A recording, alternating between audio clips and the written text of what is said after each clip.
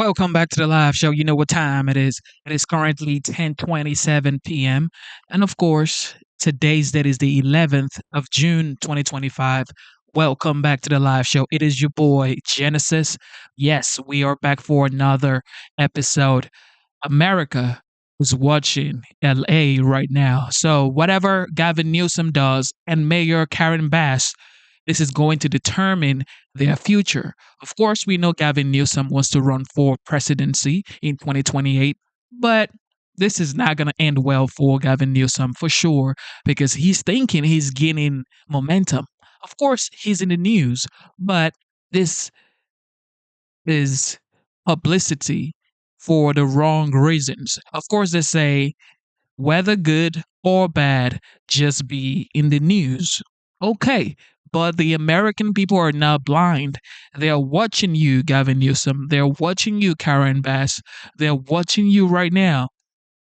The things that you say and how you uphold your responsibility for your people living in California, it's going to matter a lot in 2028, which, of course, in my opinion, you're never going to win 2028 anyway, because we have J.D. Vance, we have Marco Rubio, we have Ron DeSantis. Matter of fact, I don't think head to head, Ron DeSantis against Gavin Newsom, I don't think Gavin Newsom can even beat Ron DeSantis. For J.D. Vance or Marco Rubio, it's over for Gavin Newsom. But anyway, here goes CNN. Immigration agents are rounding up folks, undocumented folks, in other cities as well. And as CNN's Diane Gallagher reports, the tactics and results of some of those raids are raising questions and raising fear. Intense scenes outside a Nebraska meatpacking plant as protesters throw rocks at government SUVs. Dozens of workers crammed into white buses. A surprise immigration raid at Glen Valley Meatpacking Plant in South Omaha, as seen on this edited video provided by Immigration and Customs Enforcement. CNN has not reviewed the raw footage, but this does show a coordinated effort that employees say happened during a morning meeting. Well, they just came in and said that it was a raid and we had to get everybody out of production. And I just went inside production and told everybody, hey, immigration is here, start running. So they just started hiding everywhere. And then they found everyone. Scanning faces, checking fingerprints, and demanding ID. So they guarded me to my car and I showed them my ID. And that's when they were putting these bracelets to identify you if you were a U.S. citizen or not. And then they did let me go. ICE telling CNN it was, quote, executing a federal search warrant at Glen Valley Foods into the large-scale employment of aliens without legal work authorization. Adding that during the raid, an undocumented man from Honduras, quote, brandished a weapon and assaulted federal agents and officers. More than 70 people in total were detained. The state's Republican governor issuing a statement supporting federal partners, while local officials tried to ease the community's concern. This does impact our community and it does create fear. My community is being terrorized by immigration raids at this moment. Douglas County Commissioner Roger Garcia says the human impact is wide-reaching. It's a tight-knit community here in South Omaha specifically. Touching even his own family. His wife's aunt is detained. She's been here for at least a couple decades, if not longer. She's raised family here.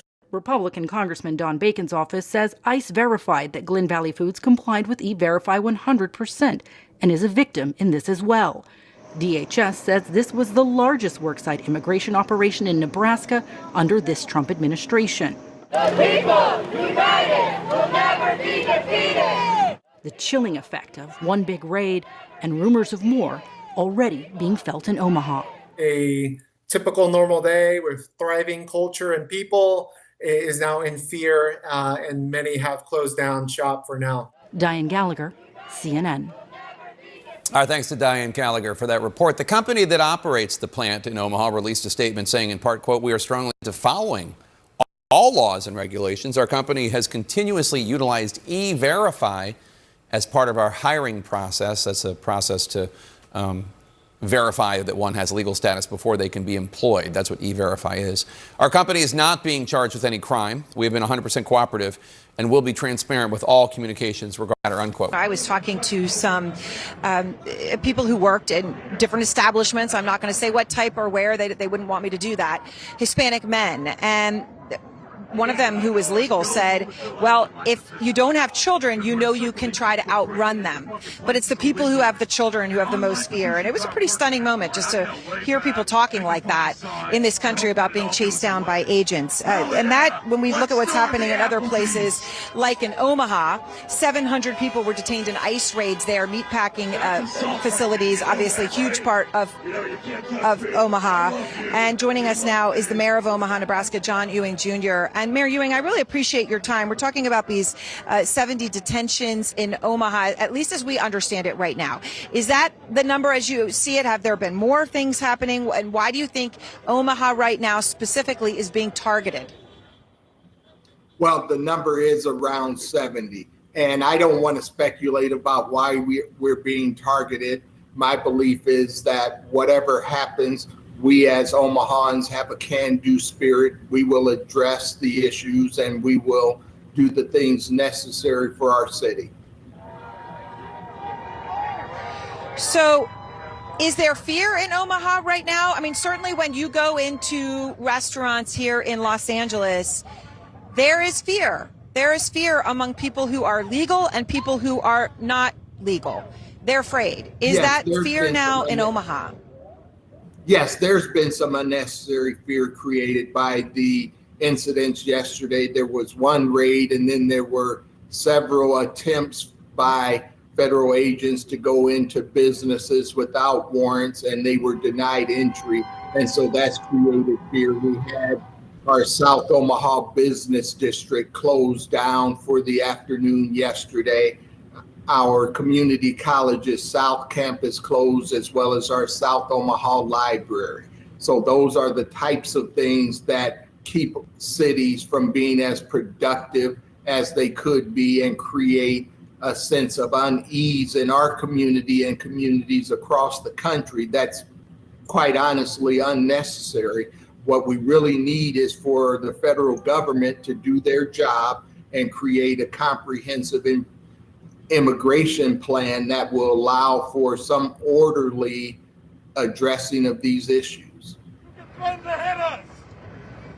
So, Mayor, you were sworn in just 2 days ago, and I think it's important to emphasize to everybody you did so after 25 years with the Omaha Police Department. So you speak from the perspective of understanding law enforcement. I'm just curious, when you look at Omaha and you see what's happening here in Los Angeles, is the situation that you would see in Omaha something that Omaha police would be able to handle, or would you somehow welcome the National Guard being sent into Omaha as well if the president chose to do that? We have an amazing police department. I've been actively involved with the Omaha Police Department for 43 and a half years, 25 years active duty, where I retired as a deputy chief, and then the last 18 years partnering with them on an effort to reduce violence in our community. And the Omaha Police Department can handle the policing needs of the city of Omaha. So, Mayor, I know you're 2 days into an unprecedented moment. What would you do if President Trump called the National Guard to Omaha now? I would do everything I could resist, just like Los Angeles is doing. The Omaha Police Department is a very capable police department. They are one of the best police agencies in the United States of America. We've had very peaceful protests yesterday, and we believe that that is primarily due to our citizens and our community understanding the need for calm when we've asked for them to protest peacefully, as well as the Omaha Police Department and the relationships that we've built over the 4 decades that I've been involved with the Omaha Police Department. We've worked really hard to build great community relationships with our community because we know community policing is the most effective. If you have illegal, undocumented people in your state, you have to cooperate with ICE. That's it. Stop acting like you're some, I don't know. You guys We need begin to in Los cooperate with Angeles, ICE, man. where a nighttime curfew is now in effect. More than 5 nights into the protests we've seen there. Police say they've initiated mass arrests of those refusing to clear out of the curfew zone. We're still waiting to find out exactly how many people were detained in this latest round. The curfew covering only a small section of America's second largest city, just 1 square mile in downtown LA, affecting roughly about 100,000 of the city's roughly 4 million residents. Meanwhile, California's Governor Gavin Newsom has lashed out at the U.S. president over his decision to send thousands of National Guard troops and stage hundreds of Marines in L.A. in response to the protests over escalating immigration raids. Donald Trump's government isn't protecting our communities. They're traumatizing our communities. Authoritarian regimes begin by targeting people who are least able to defend themselves, but they do not stop there. Trump and his loyalists, they thrive on division because it allows them to take more power and exert even more control. And by the way, Trump, he's not opposed to lawlessness and violence as long as it serves him. What more evidence do we need than January 6th? Trump is pulling a military dragnet all across. They keep talking about January 6th, January 6th. That was what, 4 years ago? And Trump still won the election. You have nothing. Cooperate with ICE and let ICE do their jobs because it's illegal to obstruct federal agents from doing their jobs. What do you mean by ICE out of LA? What do you mean by ICE out of New York? What do you mean by ICE out of Chicago? What do you mean by ICE out of Texas? ICE would never leave because that's intimidation. You're intimidating federal agents to leave your cities. You don't know what's coming for you, bro. You better get ready for more National Guard if it's necessary. You cannot have undocumented people coming from an immigrant, ladies and gentlemen. I am an immigrant. I came to this country legally. You cannot cross the border illegally, and then when you get here, you're asking for due process. How does that work? It took me 6 years to become a United States citizen, so I support ICE. Los Angeles, well beyond his stated intent to just go after violent and serious criminals. His agents are arresting dishwashers, gardeners, day laborers, and seamstresses. That's just weakness masquerading as strength. You heard just the latest notable comments from the governor after this heated back and forth that with no end in sight between the two leaders. President Trump on his side, he's claimed that if not for his actions, LA would have burned to the ground, he claims. I want to applaud the courage and the strength of the incredible troops who are right now standing guard to protect federal property and personnel and uphold the supremacy of federal law. That's what they're doing. They're protecting our ICE agents. They're protecting the police in Los Angeles. The state of California has sued the Trump administration over the troop deployment. On Tuesday, a judge denied the state's request to immediately stop the mobilization and then set a hearing for Thursday. Meanwhile, the current curfew will last another 4 hours until 6 a.m. local time, but the mayor says it's likely to kick in again at nightfall and could last several days, she says. The city of Los Angeles is a massive area, 502 square miles. The area of downtown where the curfew will take place is 1 square mile. I think it is important to point this out, not to minimize the vandalism and violence that has taken place there. It has been significant, but it is extremely important to know that what is happening in this 1 square mile is not affecting the city. Some of the imagery of the protests and the violence gives the appearance as though this is a citywide crisis, and it is not. An important reminder, despite what we're hearing from President Trump, the impact on LA has been relatively small and concentrated.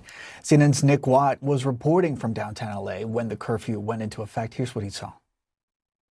The police did take their time moving through. They didn't just slam in and start arresting people. They moved pretty slowly. They gave people every opportunity to get out. Some people clearly decided not to, and those are the people that you're seeing right now being arrested by the LAPD. Note LAPD, local law enforcement.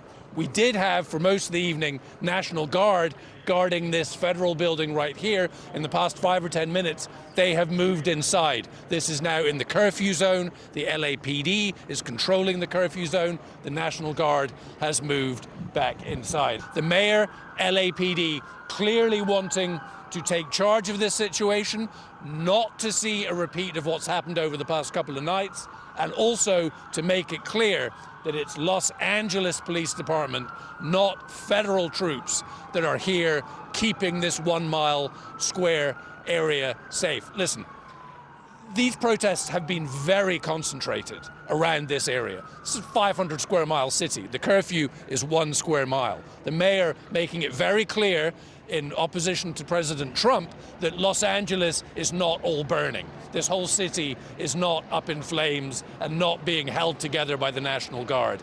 They want to make that clear. This has been a very isolated protest. And this afternoon, maybe 200 people outside the detention center. It was peaceful, people singing songs until that one spark that kicked everything off. Stephanie, what are you seeing where you are? Yeah, good morning, John. It's really worth noting that what happened yesterday started much earlier than what we've seen before, starting in the afternoon before that curfew went into effect at 8 p.m. local time. You guys, do you think that if Trump did not deploy the National Guard, Gavin Newsom and Mayor Karen Bass would have done this? They would not. They would not have done this. They would wait for the entire city to start burning, and then they're going to point at the Oval Office. They're going to point at Trump, and they're going to say, look, this is what you guys voted for. They wanted this to be 2020 all over again. But guess what? This ain't 2020, ladies and gentlemen. This is 2025. And Trump has learned. He's learned his lesson. You take charge as the commander-in-chief. And there was definitely a change in tactic. It seemed like they were out there early, rounding up people. We know dozens of people at this point were arrested starting in the afternoon and going through to the evening. Take a listen to what Mayor Karen Bass had to say about the fact that they were going into a curfew and starting it so early, and it's still in effect right now. Take a listen to her. My message to you is, if you do not live or work in downtown LA, avoid the area. Law enforcement will arrest individuals who break the curfew, and you will be prosecuted. And they were shooting these rubber bullets like this.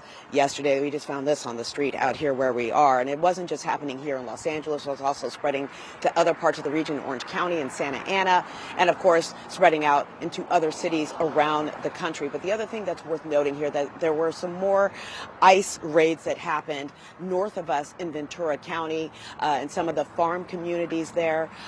We saw that they were arresting people, bringing them in and detaining them under these ICE actions outside of Los Angeles. To that point, we have a statement that from Representative Salud Carvajal, is a Democrat from here in California. He said, in part, these raids are not about public safety. They are about stoking fear. These are not criminals being targeted. They are hardworking people and families who are an essential part of Ventura County. So as we've looked at yet a fifth day of protests and these clashes, I can tell you, getting out here overnight, John, that it is definitely a different tone. Things are shut down. You can see here that they have shut down access to and from the freeway as well, and they're probably going to keep it that through much of the morning. Back to you. All right, Stephanie Elam in Los Angeles. Our thanks to Sarah Seidner as well. With us now, Jonathan Wackrow, CNN law enforcement analyst. So the curfew in effect, I think I'm bad at math, for another 2 hours or so on the ground in Los Angeles. What's your assessment of how it has worked and why, if it has been effective, it has been? Well, good morning, John. And listen, implementing a curfew anytime that you have any type of civil unrest is just another tactical tool that law enforcement can use. And in this instance, that tactical tool of the curfew is really rooted in the city's emergency power, and all with the aim of restoring order. So the LAPD is using this right now to go from the passive position, the passive monitoring that they've been doing over the last 4 days, really into proactive enforcement. Once you start and have this area that is under curfew, again, that's a lawful order. That people who are actively engaged in activity within that area that are do not have a waiver to be in there, like working in the area or living in the area, they are actively ignoring lawful order. So it's easy for law enforcement to identify who is breaking the law and engage in this enforcement. It allows them to be more strategically deployed. Again, when you have the peaceful protesters now removed because they're abiding by the lawful order not to be there, law enforcement can now deploy strategically when movement is noted and the broader groups are limited. So again, this is a tactical tool really with the aim of preventing escalation of violence, looting, arson, etc. And I think that it is working. One of the pictures we saw yesterday, and we saw it because ICE posted it on social media, was of National Guard troops in a perimeter around what appeared to be ICE agents conducting raids and arrests. That's not what you're looking at the screen right now. But we did see photos of National Guards at ICE apprehensions. If that continues, what will that look like or expands? And is that what you expect the Marines will be doing too?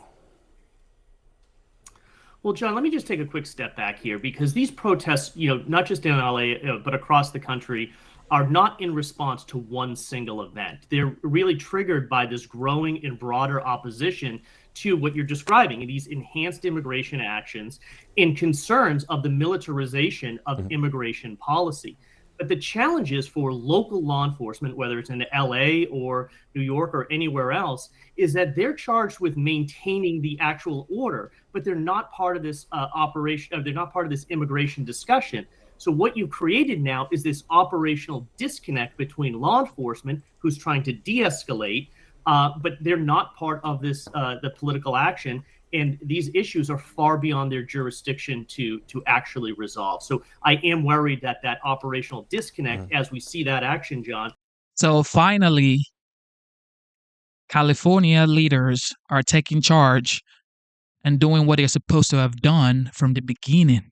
If they have supported ICE, none of this would be happening. This morning, President Trump is waking up and going after the California Governor Gavin Newsom once again, posting on social media about the ongoing protests against his ramped up immigration raids and the unrest that followed. Newsom is now taking the president to court over Trump going around him and sending in thousands of National Guard and hundreds of Marines, a move that the governor of California calls a direct assault on democracy and an abuse of power. At the center of this is this back and forth fight and escalating tension between these two leaders. Harry Enton's taking a look at this back and forth. Where do you want to start? Yeah, let's just start off. If Gavin Newsom wanted to take on Donald Trump and loves the attention, he has 100% gotten it. Take a look here. Google searches of Gavin Newsom with Donald Trump. Get this up. 9,700% versus a week ago. More folks are Googling Gavin Newsom's name with Donald Trump than ever before in Google searches dating all the way back since 2004.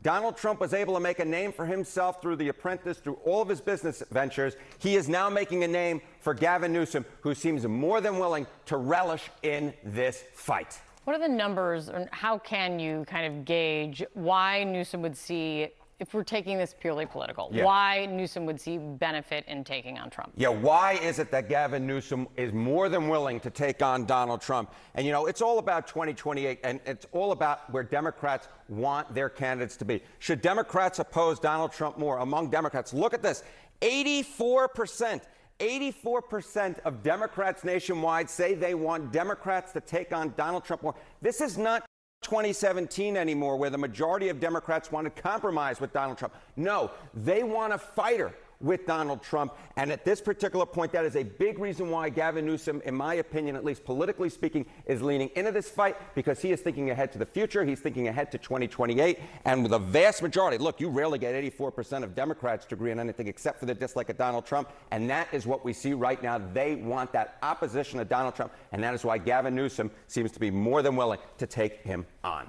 In the wildly too early, likely unreliable look at where things stand for the 2028 race, where is Newsom? Yeah, this is so important to point out. Where is this race right now? The top chances to be the 2028 nominee. Look, it's a clown car at this particular point. all these candidates squished together. But you'll notice that one name is ahead of the rest, and that's Gavin Newsom at 12%. You see Ocasio-Cortez 10, Buttigieg 10, Shapiro 6%. But Gavin Newsom certainly is up there right now in terms of the candidates who are best in position to get that 2028 nomination. And he knows that the best way to get this 2028 nomination is, again, to oppose Donald Trump, that 84% of Democrats who want it. And at this particular point, he's getting all that attention, as we see in those Google searches, up 9,700% versus a week ago, Newsom with Donald Trump. And what it also, of course, will come down to going forward is not just taking him on, but how and how effective you are, which is what we'll see amongst all of those people that are on that list. Thank you, Harry. Thank you. Gavin Newsom offering a blunt warning for his state of California and beyond in response to the Trump administration's deployment of troops to Los Angeles and also the president's threats to arrest the governor himself. This is about all of us. This is about you. California may be first, but it clearly will not end here. Other states are next. Democracy is next. Democracy is under assault before our eyes. This moment we have feared has arrived. Newsom's remarks coming in the wake of a federal judge denying his request to stop the deployment of National Guard troops to L.A. without his approval. These are the men and women trained for foreign combat, not domestic law enforcement. We honor their service. We honor their bravery. But we do not want our streets militarized by our own armed forces, not in LA, not in California, not anywhere. The situation in California is yet another test for a Democratic Party still grappling with how to take on Donald Trump and specifically how to address immigration. Joining me to discuss, Sabrina Rodriguez, national political reporter at The Washington Post, Charlie Dent, former Pennsylvania congressman, and Jaime Moore, former DNC official. It's good to see all of you this morning. As we look at where things stand in this moment, even the Wall Street Journal referring to Gavin Newsom as the leader of the opposition, I'm curious, as we look at this time, do you think Newsom is meeting the moment here? Is he the person to push back against Donald Trump effectively? Is that question to me?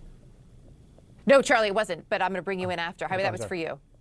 I think regardless of what people say, he is the governor of California, and California is on the hot seat right now. So I think for, Governor Newsom sees this as an opportunity for him to be the guy who is the anti-Trump, the guy who is the leader of the Democratic Party. And so I think for a lot of Democrats and a lot of independents, I think they're sick of hearing the politics of it all. They're sick of hearing who's going to be the leader, who's going to be the voice. I think they want effective leadership. This is real life stuff. Immigration, particularly in California right now, is real life. So I think Democrats, instead of looking for a fighter, they want to have a leader who's going to move things forward, not get into petty fights with the president. And yet, Sabrina, we are seeing some of the back and forth, which is not unexpected, of course, in this moment. Senator John Fetterman saying that Democrats are losing the moral high ground in his view when they don't condemn violence amid protests in Los Angeles. Then you have the pushback from Congresswoman Ocasio-Cortez saying she's calling out ISIS, quote, consistently illegal activity and accusing the president of invoking a chaotic situation for political gain. There is never going to be just one voice here. Is there evidence that Democrats, though, Sabrina, are able to coalesce around a message in this moment? I mean, that's the ongoing struggle for Democrats right now. You see President Trump, this is a fight that he has been itching to have, since he was on the campaign trail last year. He has long targeted, Democratic state governors, particularly Gavin Newsom in California, on the issue of immigration and crime. On the campaign trail, those are two that he spoke about very much, and they're two that polling show Democrats have really struggled with in the last year, and especially with the way that Trump talked about it on the campaign trail and really ramped up voters around this message that he was going to bring law and order and this message that he was going to crack down on immigration. Now it's sort of been hit with reality, and you see these competing narratives, based off of social media, just looking at the difference between, the commentary that's happening on X while you see what's happening on the more liberal platform Blue Sky. I mean, there's two very dueling messages about what is happening in Los Angeles right now. And I think Democrats are grappling with the reality that a lot of folks at home are seeing images of disorder, even if these demonstrations are largely peaceful. How do you talk about it in a way where you focus on condemning violence, you focus on parts of the immigration message that you disagree with? It just puts Democrats really in a defensive position that they've really struggled with. And there's also, Charlie, when we look at this, I thought Juliette put it, I'm not sure if you all could hear Juliette Kayyem at the top of the show, but she talked about, Gavin Newsom is also talking about this message of immigration, right? And that's what you're seeing from the protesters. This is about immigration coming from the Trump side. As she sees it, this is a message about power. How do you square those two, Charlie, in a way that's effective if you are, in fact, looking to push back about the way President Trump is using his power? Well, first, we have to distinguish that these ICE officers who are doing these raids, it's okay to protest, but ICE is not the enemy. What these protesters are upset with is the policy that is directing ICE. So we have to separate this out. So when people are throwing objects at ICE officers, they're throwing things at law enforcement, people who are simply doing their jobs. You might not like the job they're doing, but they're doing their jobs. And I feel like watching all this, that maybe Gavin Newsom should have gotten out in front of this earlier. Why not just mobilize the National Guard? I agree that bringing in the Marines is overkill. It's wrong. Posse comitatus it would be a huge issue here. But why not get out in front of this? Because I think what Donald Trump wants, he wants to create this inflammatory situation. He sees the 2020 riots all over again. And frankly, that actually helped him. He nearly won re-election in part because of those riots. And so I think in many respects that Trump sees 2020 and he wants to look strong. He wants the Democratic governors and mayors to look weak, that they won't mobilize the National Guard. And like I said, I think it's okay to mobilize the National Guard. You don't have to necessarily deploy them, but you can have them at the ready and try to preempt Donald Trump. I don't think this is a very smart move on behalf of Gavin Newsom right now. When we look at what we're hearing from voices on Capitol Hill, Gavin Newsom also calling out Congress, saying they've abdicated, saying Speaker Johnson's abdicated his duties. It was interesting, Senator Susan Collins of Maine telling CNN, I'm quoting her here, active duty forces are generally not to be involved in domestic law enforcement operations. Sabrina, is there an expectation based on some of your sources, folks that you're speaking to, that we will hear from more Republicans weighing in on this? Right now, what we've seen from Republicans is largely co-signing what the president is doing because of the images that are coming out of Los Angeles and them sort of signing on to the messaging that, order needs to be placed in Los Angeles, that it is out of control, that, the mayor, Karen Bass, that Governor Newsom are not, getting things under control, and that's why President Trump had to step in.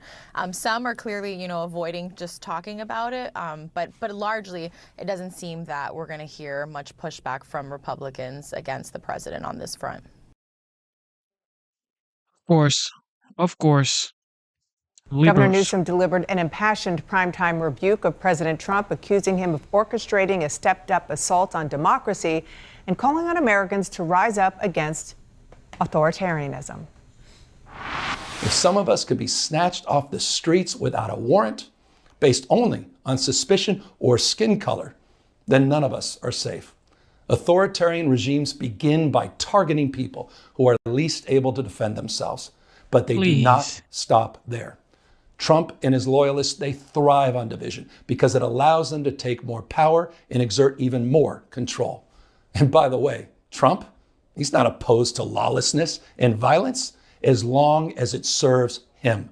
What more evidence do we need than January 6th? This is a president who in just over 140 days has fired government watchdogs that could hold him accountable for corruption and fraud. He's declared a war on culture, on history, on science, on knowledge itself. Databases, quite literally, are vanishing. He's delegitimizing news organizations, and he's assaulting the First Amendment. And the threat of defunding them, at threat, he's dictating what universities themselves can teach. He's targeting law firms and the judicial branch that are the foundations of an orderly and civil society. What Donald Trump wants most is your fealty, your silence to be complicit in this moment. Do not give in to him. And my panel is back. Dave Weigel, we talked a lot with all of you at this table about the pleading among Democratic voters, among Democrats across the country for their leaders to do something, to fight back. Gavin Newsom was handed an opportunity, and he's trying to use it to the best of his ability, not just with the content of what he said, but just even the way that he delivered it. It was kind of a state of the state address, speaking directly to camera, to members of the resistance. Yes, and that is exactly what Democrats want to hear. I was in New Jersey and New York the last few days, where primary in New Jersey yesterday, primary coming up in New York in 2 weeks. This is how they're talking about Trump universally. The candidates who were scanned as more moderate in these states, and the candidates who were scanned as more left-wing. Andrew Cuomo is calling what Trump's doing authoritarian. And he obviously clashed with Trump when he was governor, and that's a lot of what his campaign is about. But what they're trying to do in real time is because they're very aware, every Democrat's very aware, that footage you saw in LA even a couple days ago is going to be in campaign ads for the next 4 years. I'm still seeing the same B-roll of stuff burning in Minneapolis and ads in rural South Carolina 5 years later. They know that's going to happen. They are trying to win an argument right now that says this is not necessary, that Donald Trump could have handled this differently, and he's trying to accelerate this for that imagery, for those purposes, for political gain. And the only thing that this is rested on, whether this will work, is in 2020, that is how a lot of voters reacted. What Trump is doing is not, they're pulling after, especially the incident outside the White House, holding the Bible up in front of the church. Most Americans said he was making the tensions worse. He was responsible for the riots getting worse. In Portland, same sort of thing happened. Different topic, because that was about racial justice. This is about non-citizens. But that is where they're all trying to get. And the Democrats who are taking some criticism, because why are you not just condemning the riots and going? They just don't think they can. They need to say this is authoritarian and not necessary. Yeah. And then just back on Newsom, the way that he is doing this, again, what he is saying and the way that he is doing it, not just in that speech, but also on social media, he just TikTok alone. The beginning of this month, which was like last week, he had 603 followers on TikTok. Now he has 1 million followers, and he's got 603,000 June 4th, and now he has 1 million. So he's almost doubled his followers, and his videos have gotten hundreds and hundreds of thousands, millions of views. I think when there are inflection points, usually, And that's the thing with these guys. They're doing this for attention. Trump is doing this for the United States. This is what he campaigned on. He campaigned on deportation. He said he was going to take on the largest deportation in American history. He said it on his campaign. This isn't like, can you imagine what these guys are saying? They're saying that Gavin Newsom is becoming more popular. Okay, let's see if this works for him in 2028, just like Kamala Harris. Where people feel that Trump has kind of done something that they consider particularly problematic. There's always an entry point for a Democrat to kind of become the face of the resistance on that issue. Cory Booker had his moment, for example. And so we've seen Democrats able to make a moment out of these opportunities. I think Governor Newsom is definitely having a moment. The question is, is it sustainable? Because we're already seeing people now saying, well, Cory Booker had a moment, but then he had some votes, for Trump nominees or policies that Democrats wanted him to vote no, and he voted yes, and now they're frustrated with him again. Hakeem Jeffries, same thing. Chuck Schumer, same thing. So the question for, Governor Newsom politically is how can he sustain this? And the question for the Democratic Party is how can they create some consistency where people don't just see someone having a good moment, that Democratic voters say, we think the party is on the right trajectory to truly meet the moment on a permanent basis. And we know that there are a lot of members of the Democratic base who don't have that confidence yet. Well, I mean, and Newsom also has a podcast where he has been talking to some pretty controversial figures, people who are considered controversial among those Democratic voters. And so he's kind of been straddling all sides of this politically. Yeah. But in politics, it's about meeting the moment. It is about meeting the moment. I would also say some of the credit for Governor Newsom's surge in visibility, shall we say, is owed to Donald Trump. 100%. Right? And so if Trump, wants Newsom to be the Democratic nominee in 2028, he thinks that's who Republicans should run against. I mean, I think that there's some of that potentially going on as well. I mean, he clearly wants to pick this fight with him. And, Trump also kind of delights in seeing his enemies attempt to take him on and not succeed, right? And I think you're seeing an element of that as well, because I think it's worth noting that Newsom also hasn't been successful in the courts so far to the extent he would probably like to be. And I think that is really one of the big questions here for Democrats. I mean, what their base is demanding of them is that they do something that so far the system is not allowing them to do. And Democrats are working within the systems that, are democratic systems that they so vociferously depend on. And so this is, this enormous tension here. And this is why Trump's able to kind of exploit the Democrats or agitators, or whoever they are, that are going outside the system, because Trump can look at that and say, look at this is violent, this is wrong, this is horrible.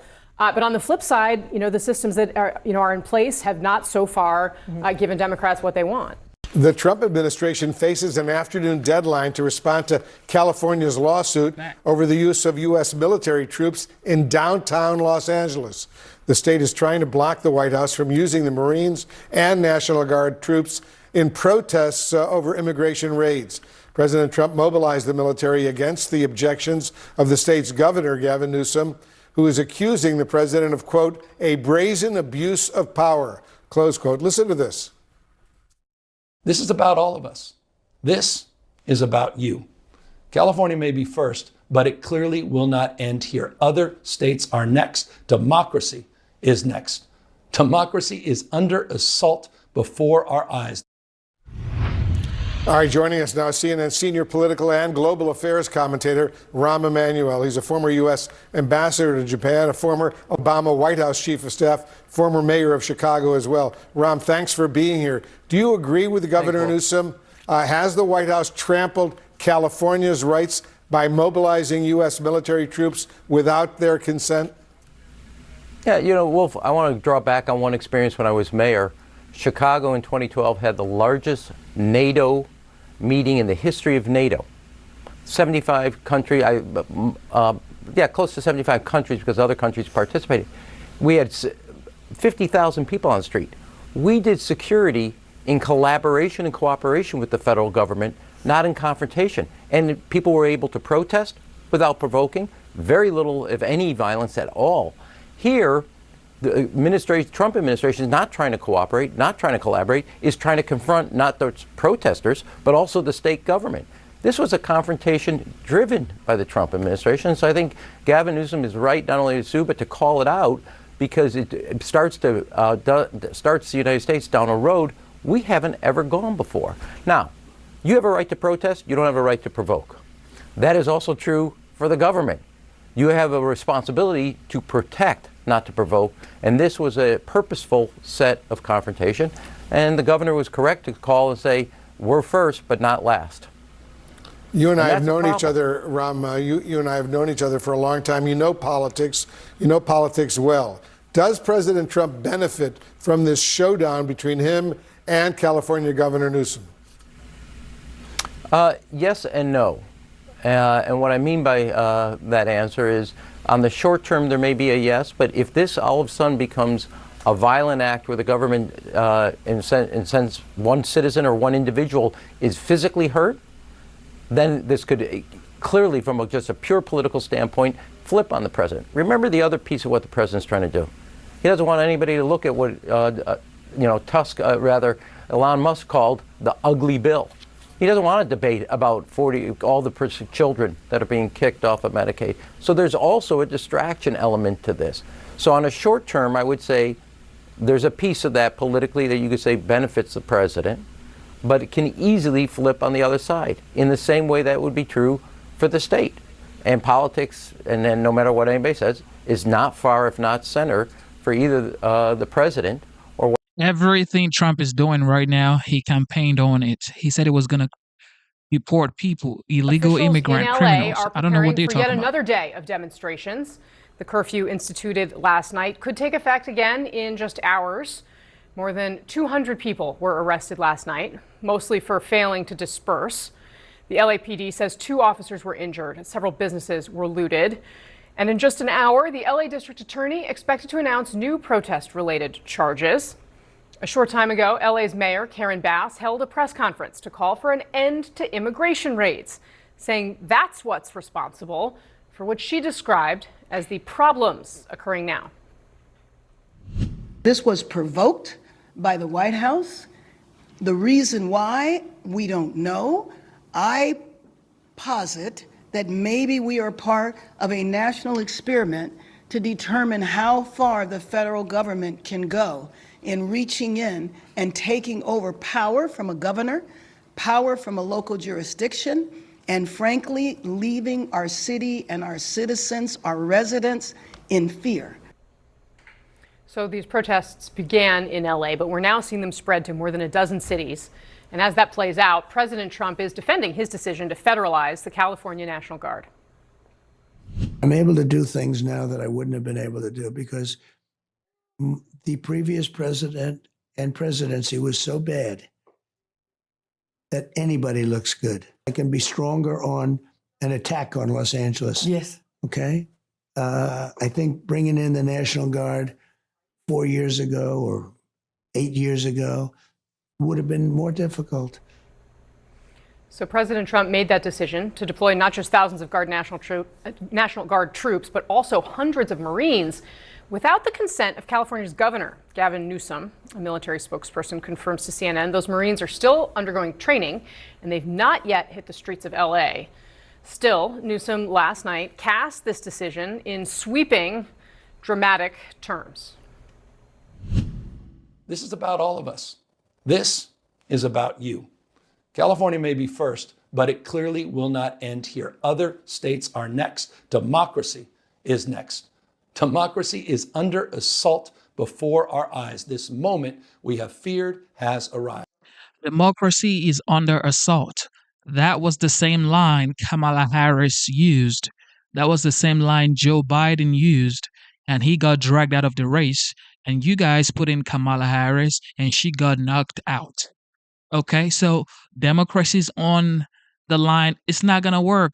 January 6th, it's not going to work because he still won the election and he campaigned on these things. Support ICE.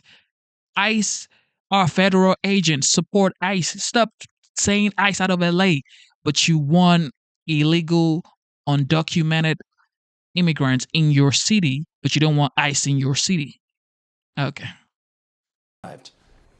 So that framing and taking on the president directly seems pretty welcome in the Democratic Party, a party that has been frankly struggling to find a charismatic leader and effective. And before you guys forget, remember Gavin Newsom, this is the same governor that allowed his state to literally burn to the ground. Don't forget, this guy had no water in the fire hydrant. The same guy that had no water in the fire hydrant is telling y'all democracy's on the line. Focus on your people and do your job as a governor. Message since at least Trump's election in November. Multiple sources tell CNN other Democratic governors have been calling Newsom to talk through how what's happened in California might unfold in their own states. And this showdown, of course, creating an opportunity not just for Newsom to build his 2028 credentials. You can quite literally see him doing that on your screen, but also for President Trump and his allies to try to define Newsom years before our next presidential election is set to kick off. Those images of foreign flags being waved with, by illegal criminals and by violent rioters in the face of cars blowing up and of flames in the city. I have photos of that here to show you. With this violence and destruction that occurred is an image that Governor Gavin Newsom owns. This is his city. All right, my panel's here, and we're also joined by CNN's Nick Watt on the ground in LA. Kristen Holmes is outside the White House, and CNN Chief Law Enforcement and Intelligence Analyst John Miller standing by for us in New York. Nick, I do want to start with you. Our viewers can see you're in the place where it's all unfolding. What have you seen today? What do officials there expect tonight? Well, Casey, we are outside the detention center, the federal detention center that has been the focus of the demonstrations. And right now it is pretty chill. I would say a dozen, maybe 24 protesters, very quiet, and National Guardsmen, who you can see here, very different posture from yesterday. There are far fewer of them, and also they do not have their riot shields. Very chill for now, but it is just lunchtime here in LA. Now, what happens tonight? Well, listen, that in part depends on this political standoff that's way above the heads of everybody here. Mayor Bass has said, listen, if the ICE raids continue, if we continue to have federal troops in our streets, then maybe we'll need to continue with the curfew, because her argument is that all of these protests are a reaction to what the federal government is doing. She is blaming them. The feds? She's blaming the government, the federal government, for doing their jobs, rather. So ICE is in your city to deport people who crossed the border illegally, undocumented. Some of them are criminals. Some of them have pending charges. You don't want them to come in your city to safeguard the American citizens in your city and the legal documented people in your city. You're saying ICE out of your city, but you're leaving them in your city. These folks right here, it's like they have something like this, I don't know, maybe cartels allegedly have something on these folks, like the mayor and the governor of California, because this is unthinkable right here. They say, listen, the raids are going to continue. So that's the standoff, and we've heard that they are in Downey, just a little south of LA. We heard of raids this morning at a Home Depot, at a gym. Apparently an older man was detained outside a house of worship. So listen, Bass says the protests will probably continue, and the feds say the raids are going to continue. Now, last night, a couple of hundred people were arrested during that curfew for failure to disperse. It was all pretty calm process, I have to say. A couple of other people have been charged with felony issues, throwing Molotov cocktails both here downtown and in Paramount over the past few days. More charges, as you say, are expected to come. And there was a very interesting comment from the mayor of Huntington Park, who spoke this morning. He is a Marine veteran, served in Iraq, and he had a message for the Marines who have been deployed here to LA. He said, remember, when you swore an oath, you didn't swear an oath to a dictator, to a tyrant, or to a president. You swore an oath to the people. That was his message to those troops. We have not seen the Marines out yet so far, and as I say, the National Guard presence today, Casey, is a lot lower than it was yesterday. But listen, it's early. Let's see how it shakes out. If that curfew kicks in again, that'll be 8 p.m. tonight through 6 a.m. again. But right now, very different situation here than there was this time yesterday. Let's see what happens. Casey? Yeah, Nick, I was going to say, when we were speaking to you yesterday and then also to our colleague Aaron Burnett, things were a lot more active than they look in your live shot right now. I'm sure you'll bring us anything that may unfold in your location as we go through the hour. But Kristen, I want to ask you about the White House. They were asked about Homeland Security Secretary Kristi Noem's request to have the military do some of the arrests of these protesters, which is, of course, not how this typically works. How did they respond? Yeah, and not just, Casey, how it doesn't typically work. There's no real legal authority for that to happen, particularly at this juncture. And the White House, while they do push the envelope, they are aware of where the legal boundaries lie. And that's likely why, or at least in part, why you heard Carolyn Leavitt, when she was asked about this letter, really deflect on that question. Take a listen. I can't speak for the president and what's currently happening on the ground now. And as you know, the president federalized the National Guard under U.S. Code 10, which he has the authority to do. And our United States Marines and the National Guardsmen and women who are on the ground right now are helping to create a peaceful environment for ICE and Border Patrol. Now, just because she did not answer the question about Kristi Noem asking for the military to help with these arrests does not mean that the administration as a whole is not really putting their foot down and doubling down on this idea that the National Guard should be in place. You heard Pete Hegseth saying that they might look into preemptively putting the National Guard in other areas where there are protests. You also heard Pam Bondi, the Attorney General, earlier today saying they're not scared to use escalation in Los Angeles. So as a whole, they have doubled down on this idea that they deserve to be there, that it's the right thing to do to be there. And obviously, we heard Carolyn Leavitt saying the same thing we've heard over and over again, that LA needed them to come in and be this presence in order for them to get to the place they are now. So John Miller, you obviously have so much law enforcement experience here. Can you help us understand how a police force reacts to the idea that the active duty U.S. military would come in and conduct arrests, which is, of course, their responsibility? So, Casey, we are literally in uncharted territory here. And I say uncharted meaning, yes, there have been times, many in the course of history, where a governor has activated the state's, National Guard detachment and said, we have a riot, we have a flood, we have whatever it is where we need that help. And the governor, under Title 32, has the ability to confer a lot of state authorities to them and how they can act. Whereas under Title 10, the president is federalizing them as military. This is where we get into the confusing area. Today, Major General Scott Sherman, who is the head of the Task Force 51 that's being deployed in Los Angeles, said, unlike what the mayor said the other day, which is they're just here to protect federal property and federal buildings, said they will be accompanying agents out on their investigations, on their search warrants, on their arrests, and that they are not performing a law enforcement function, that they are there providing protection for the agencies and their personnel at work and also in the field. Here's the rub with that, Casey, which is if you're providing protection for them and they end up getting in some assault, in some confrontation with a group, if someone is armed and they're there providing protection and they what? They detain somebody. Are they not making an arrest? If they have to use force or deadly force or have to shoot somebody, are they not taking police action? Is that the military in the streets taking police action? That's where we're on very brittle ground here, and I'll tell you exactly what he said. They do not do any arrests.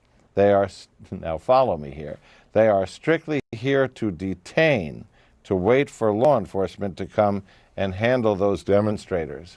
So once, under our law, once you're not free to go, once you're being detained, you are technically under arrest. So they're waiting for law enforcement to come and charge them. The point is, a lot of lines are being crossed here, and it's irking law enforcement, it's irking the elected officials, and the policy is not quite clear. Support Trump. Deploy as many National Guard. Are rounding up deploy as many National Guard as possible, as needed, because Laken Riley's mother right now cannot get her daughter back. Why? Because an illegal migrant killed her daughter. Okay, and many, many more. Go talk to Angel Moms.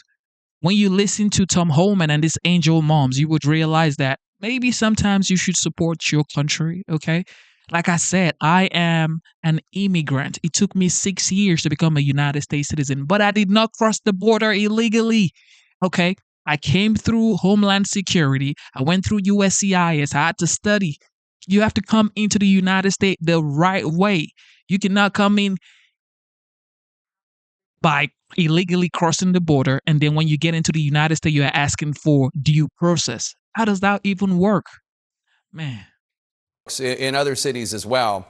And as CNN's Diane Gallagher reports, the tactics and results of some of those raids are raising questions and raising fear. Intense scenes outside a Nebraska meatpacking plant as protesters throw rocks at government SUVs. Dozens of workers crammed into white buses. A surprise immigration raid at Glen Valley Meatpacking Plant in South Omaha, as seen on this edited video provided by Immigration and Customs Enforcement. CNN has not reviewed the raw footage, but this does show a coordinated effort that employees say happened during a morning meeting. Well, they just came in and said that it was a raid and we had to get everybody out of production. And I just went inside production and told everybody, hey, immigration is here, start running. So they just started hiding everywhere. And then they found everyone. Scanning faces. So for you to go inside and say immigration is here, start running. What does that even say? What does that tell you guys in the chat right now? Checking fingerprints and demanding ID. So they guarded me to my car and I showed them my ID. And that's when they were putting these bracelets to identify you if you were a U.S. citizen or not. And then they did let me go. ICE telling CNN it was, quote, executing a federal search warrant at Glen Valley Foods into the large-scale employment of aliens without legal work authorization. adding that during the raid, an undocumented man from Honduras, quote, brandished a weapon and assaulted federal agents and officers. More than 70 people in total were detained. The state's Republican governor issuing a statement supporting federal partners, while local officials tried to ease the community's concern. This does impact our community and it does create fear. My community is being terrorized by immigration raids at this moment. Douglas County Commissioner Roger Garcia says the human impact is wide-reaching. It's a tight-knit community here in South Omaha specifically. Touching even his own family. His wife's aunt is detained. She's been here for at least a couple decades, if not longer. She's raised family here. Republican Congressman Don Bacon's office says ICE verified that Glynn Valley Foods complied with E-Verify 100% and is a victim in this as well. DHS says this was the largest worksite immigration operation in Nebraska under this Trump administration. The people united will never be defeated. The chilling effect of one big raid and rumors of more already being felt in Omaha. A typical normal day with thriving culture and people is now in fear, and many have closed down shop for now. Diane Gallagher, CNN. Our thanks to Diane Gallagher for that report. The company that operates the plant in Omaha released a statement saying, in part, quote, "We are strongly into following all laws and regulations. Our company has continuously utilized E-Verify as part of our hiring process." That's a process to verify that one has legal status before they can be employed. That's what E-Verify is. Our company is not being charged with any crime. We have been 100% cooperative and will be transparent with all communications regarding, unquote. I was talking to some people who worked in different establishments. I'm not going to say what type or where. They wouldn't want me to do that. Hispanic men. And one of them, who was legal, said, well, if you don't have children, you know you can try to outrun them. But it's the people who have the children who have the most fear. And it was a pretty stunning moment just to hear people talking like that in this country about being chased down by agents. And that, when we look at what's happening in other places, like in Omaha, 700 people were detained in ICE raids there, meatpacking facilities, obviously a huge part of Omaha. And joining us now is the mayor of Omaha, Nebraska, John Ewing Jr. And Mayor Ewing, I really appreciate your time. We're talking about these 70 detentions in Omaha, at least as we understand it right now. Now you would start hiring legal status, okay? Because if you are legal status, you would not be put out of your workplace. If you are legal status, you would not be detained, okay? You would not. It's easy, it's simple, ladies and gentlemen. The city is reeling from a sixth straight day of clashes over President Trump's ICE raids. Just moments ago, the LAPD declared an unlawful protest outside of City Hall. Now, remember, about 2,000 National Guard members are on the ground in Los Angeles with another. I just seen a comment in the comment section. Somebody said, "Do you think Jesus is MAGA?" Y'all crucified Jesus. Talking about Pharisees, who were supposed to be the real leaders that knew the scriptures. They crucified Jesus because he said he was the Son of God. So what are you talking about? People always crucify the truth. Once it's the truth, they crucify it. Okay, Jesus that everybody is screaming for right now and saying this is the Lord and Savior of the world. He was crucified by the people who said they knew the laws, just because he said he was the Son of God and he was healing people on the Sabbath. They said, "How dare you?" Guess what they did? They crucified him. So you know what? Truth is bitter. Okay, it's just the facts. 2,000 on the way. Right now, we are seeing similar protests picking up steam again across the United States, in New York, Texas, and North Carolina as well. But let's get straight to CNN's Nick Watt, who is live outside of City Hall in LA. Nick, what are you seeing there? Well, Abby, what has happened is the police have moved the protesters away from City Hall. Police officers mounted on horseback with batons raised moved the protesters up into this little park where they are now. The protesters are carrying signs, "Get ICE out of LA, get the troops out of LA." They've been chanting at the police, "Shame, shame, shame, shame." Look, we're seeing another phalanx of police officers coming up here now, armed with non-lethal, less lethal weapons, moving in. to try and, I suppose, disperse what they call an unlawful gathering now. I've also seen signs amongst the protesters saying protesting is not illegal, but clearly they do not want the protesters that close to City Hall. Again, important to note, these are all LAPD. These are not National Guard. These are not federal. These are local Los Angeles police force. And right now, they have the protesters pegged up there. Now, as you mentioned, the curfew is due to kick in 8 p.m. local time. That's 11 p.m. on the East Coast. What we saw last night when the curfew kicked in was the LAPD very methodically, very slowly moved in and did begin making arrests. Okay. So the police are asking us now to move even further back. This has been a constant all day of them moving us. So you say you love your country so much. You're waving your country flags, burning down cars, looting stores. Why are you here on American soil? I love the United States. That's why I'm here. Okay? That's why I respect the law. I'm not here trying to cause trouble. Okay? And I didn't come in here illegally. And then when you cross the border illegally, you come in here and you're asking for due process. It doesn't work that way. It does not. I'm sorry to say, I know life is hard. I get it. Life is hard in most of these countries. I always tell Americans, you have power 24/7. You have the internet 24/7. Food is affordable. Do you know what you have in the United States? Do you know how God has blessed this land?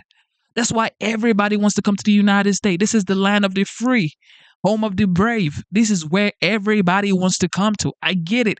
But your first act can never be crossing the border illegally. It just doesn't work that way. And when I spoke about Jesus, listen, open your ears. Pharisees crucified Jesus. Who were the Pharisees? These were the people who knew the laws. These were the law-abiding citizens, right? These were supposed to be the ones fighting for the people. The truth is bitter, ladies and gentlemen. It is. It's out of the way. So let's just come back down here just a little bit. So as you see, we're now shooting straight into the sun, so it's very difficult for you to see what's going on here, Abby. But right now, more LAPD officers just massing, facing off against these protesters. So far today, the protests have been pretty calm. There has not been violence. The police are clearly getting a little anxious. I just saw a police officer about 5 minutes ago when we were walking up here. There was a man on a bicycle who went under a police line. Not in a threatening manner. The police officer pulled him off the bicycle, threw him to the ground. As you can see up here, Jerry, we've got more police vehicles waiting, more officers waiting.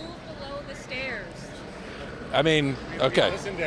We've listened to everything that you've said, okay? We've listened to everything you've said. Okay, so again, the police don't appear to know where they want us to be because they keep on telling us to move. Just another sign of just the kind of anxiety levels that have risen here. Okay, this whole phalanx is now moving in as we are getting pushed further back. There's no point in arguing with the police at this point. We'll just do what we're told and stand back here. So, yeah, exactly. Abby, basically, we're just waiting to see what happens here. It seems like a face-off. There are police officers on foot, on horseback, just facing up against the protesters. Back to you. All right, Nick. Well, we'll keep an eye on that, and we'll be back to you this hour. Let's go now to New York City, where CNN's Shimon Prokupecz is downtown. Shimon, what's happening tonight? Last night was a bit of a scene as you were in the middle of these protests. How are things going today? It's not as, let's say, there isn't as much chaos tonight, but there certainly are pockets of it, and we're sort of in the same area we were last night with you. We're just on the other side now on Broadway, and I just want to show you what's happening. I mean, we've been out here now for about 5 hours. These are the NYPD officers. They've been out here just as long as we've been out here. And now, basically, what's been happening, I'm going to have Evelio turn around here and show you, there are some protesters that still remain. This is a very, very much a smaller group than what we saw earlier tonight. They have now essentially just stopped here on the sidewalk, and kind of sometimes a confrontation with police, at times trying to bait the police, and then the police would come in onto the sidewalk and threaten an arrest. And then it's actually been remarkable to watch as the bosses, the white shirt, the chiefs and the lieutenants and the captains move in and try to de-escalate, tell the officers, move back, let's go, let's move out, and make sure that they don't make an arrest, and they want to de-escalate. And that's kind of been the back and forth here tonight. As we were out here last night, this area is so significant because this is where the ICE offices are, the New York City ICE offices. This is where they detain people that they take into custody. And what happened earlier was one of the vans came out. It was empty, but they didn't know that. It's a prisoner van, and the group started chasing after the van, and then the NYPD moved in, and the van wound up leaving. But that's been kind of what's been happening here over the course of the past several days. But for now, we're just at this standoff here. The police are allowing them to remain on the sidewalk, and we'll see. At some point, they're going to have to leave, as we saw last night. So let's see how this develops here as well. All right, Shimon, thank you very much for that reporting. We'll be back with you as well as the night continues. Tonight's curfew impacts a very small pocket of downtown Los Angeles where the protests have been concentrated all week. But that didn't stop President Trump from once again painting the situation in a very different light. I'm very proud to have helped Los Angeles survive. Los Angeles right now, if we didn't do what we did, would be burning to the ground. And that's not over yet. That was the president earlier tonight as he entered the Kennedy Center for a performance. Meanwhile, LA Mayor Karen Bass is pushing back strongly on that. The curfew that we put in place yesterday is about 6 square miles of a city that is 500 square miles. So the portrayal is that all of our cities are in chaos, rioting is happening everywhere, and it is a lie. All right, we're here in the studio with our panel. Bakari, Trump wants to take credit for nothing really happening, except for protests and arrests. But the reality is that, what's been going on in Los Angeles is largely due to law enforcement. LAPD, they've been doing their jobs. The military is not even there, really. They're not doing anything, according to the police chief who spoke to CNN tonight. I think what you see tonight is a collaborative effort by the NYPD and the LAPD in trying to make sure that they allow these protesters to have their voices heard, that there's no violence, that there's no looting, that they're confined to one particular area. And then when the protest time has reached its maximum conclusion, they go home and disperse. And so in LA, you're talking about since June 6th, there have been 330 non-citizens arrested. Only about 113 people had criminal records. And so the protests that you're hearing, the voices that you're hearing from people are about those mothers or about those children or about those people who make our lives run every single day who are not criminals, because no one will sit up here and tell you that if you committed a crime, you shouldn't be deported, but those individuals who are part of the fabric of our lives. And this is Trump's America. And that's what we're seeing. And one of the things that I want to hear from my Republican colleagues is, look, Trump is talking about ICE raids in Philadelphia next, and Detroit next, and Chicago next. But what about those plants that we know are bringing in illegal immigrants in Arkansas? What about those plants in South Carolina with Governor Henry McMaster, or those agricultural facilities in Brian Kemp's Georgia? Are we really cracking down on immigration or illegal immigration? Or are you trying to pit Americans against each other? Because that's what we're seeing on TV. It's black versus brown. It's immigrant versus citizen. It's East versus West. This is Donald Trump's America, and I think people are fighting back against that. A Republican friend, you want to answer? I'm the friend, Bakari, right? You are the friend. I'm the friend. Well, first of all, when you hear that they're going after these facilities in Georgia and in South Carolina, they're not. or these farmers or these big corporate farmers, people don't realize that of all the undocumented population in America today, what percent is in agriculture? Do you know that, Bakari? Tell me, educate It's me. 4%. 4%. Not too many. I was going to say 5, but okay. I've been in Manhattan here for a couple of days. I don't see any farms here. I don't see any farms in Philadelphia. I don't see any farms in downtown LA. So the concentration of undocumented people are in big cities. They're in Los Angeles, they're in Chicago. And to see President Trump, frankly, he just doesn't trust Gavin Newsom to do a good job. And that's why he sent the National Guard. I don't know that it's, I mean, I'm sure he doesn't trust Gavin Newsom, but it also seems like an attempt to make California into a symbol of an attempt to kind of go after the liberal establishment. Yeah. But this is a pattern we have seen over and over and over again. Let's go after Harvard. Let's go after blue city, blue state, where basically he's saying he doesn't trust the LAPD. Let's be very clear. And I think they did The LAPD said, thank God the National Guard was deployed. So next.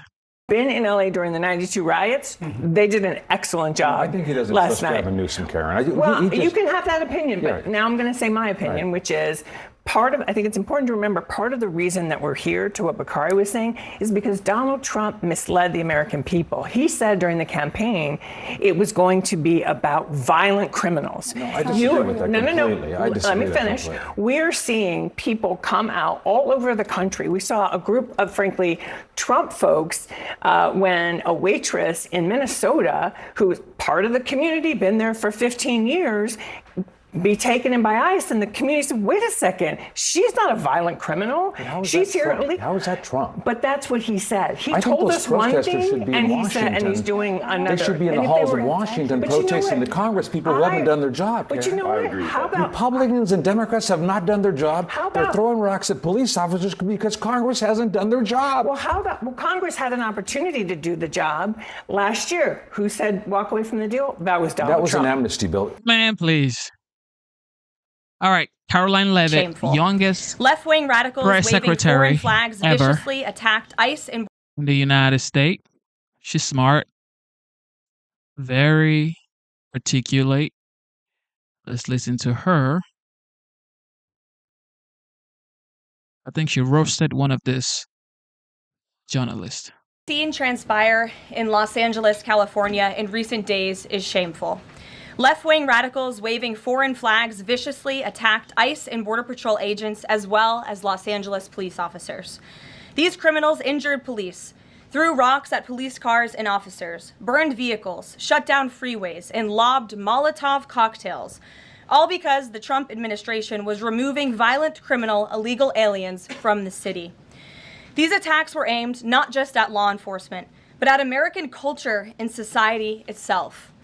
Rioters burned American flags, chanted "Death to ICE," and spray-painted anti-American slogans on buildings.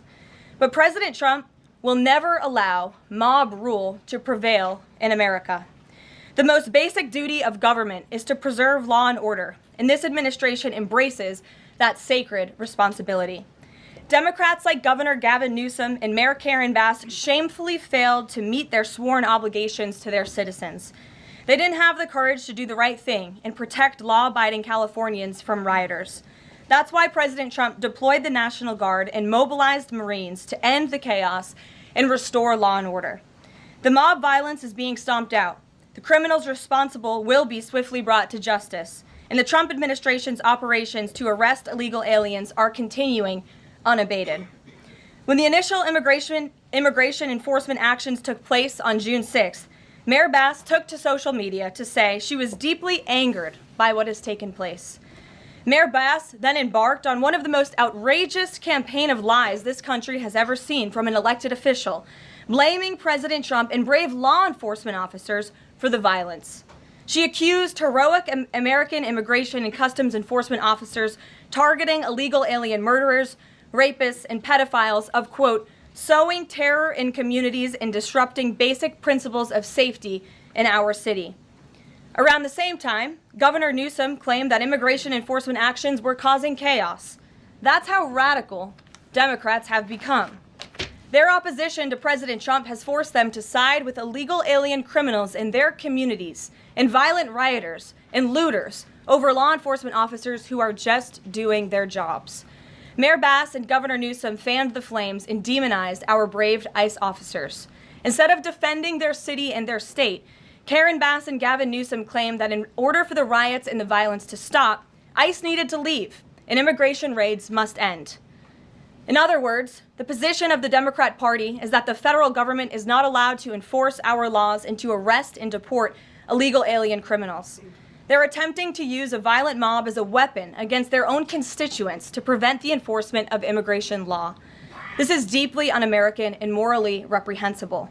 President Trump received a clear mandate from voters to reverse the illegal invasion ushered in by Joe Biden's open border and to end the lawlessness represented by Karen Bass in Gavin Newsom's California.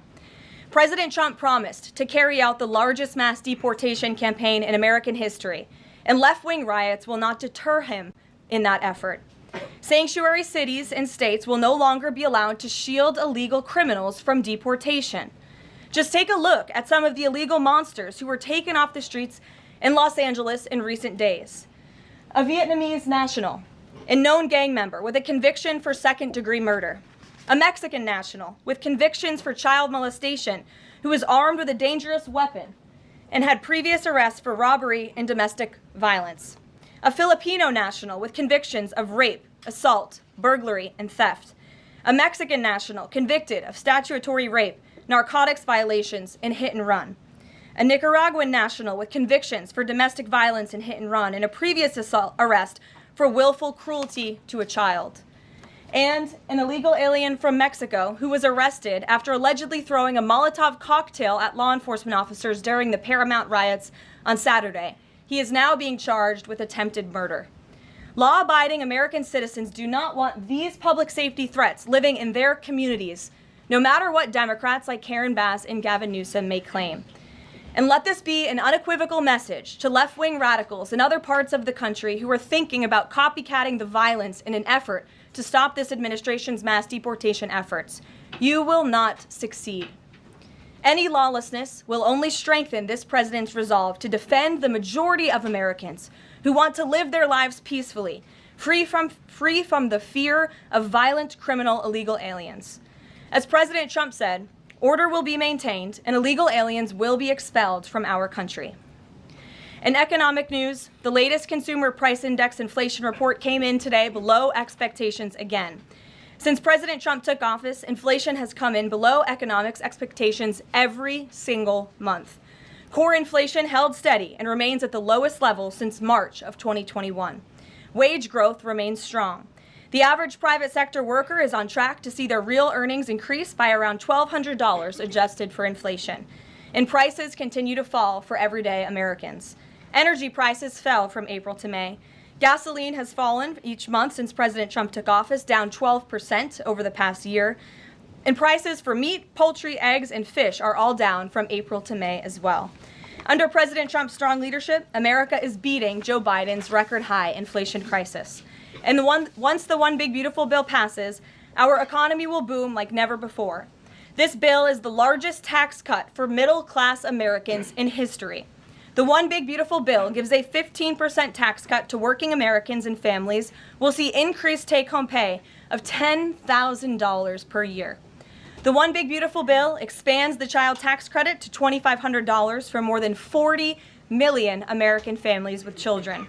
And the One Big Beautiful Bill cuts taxes for overtime workers, saving them nearly $2,000 per year, and ends taxes on tips, saving tipped workers nearly $2,000 per year as well.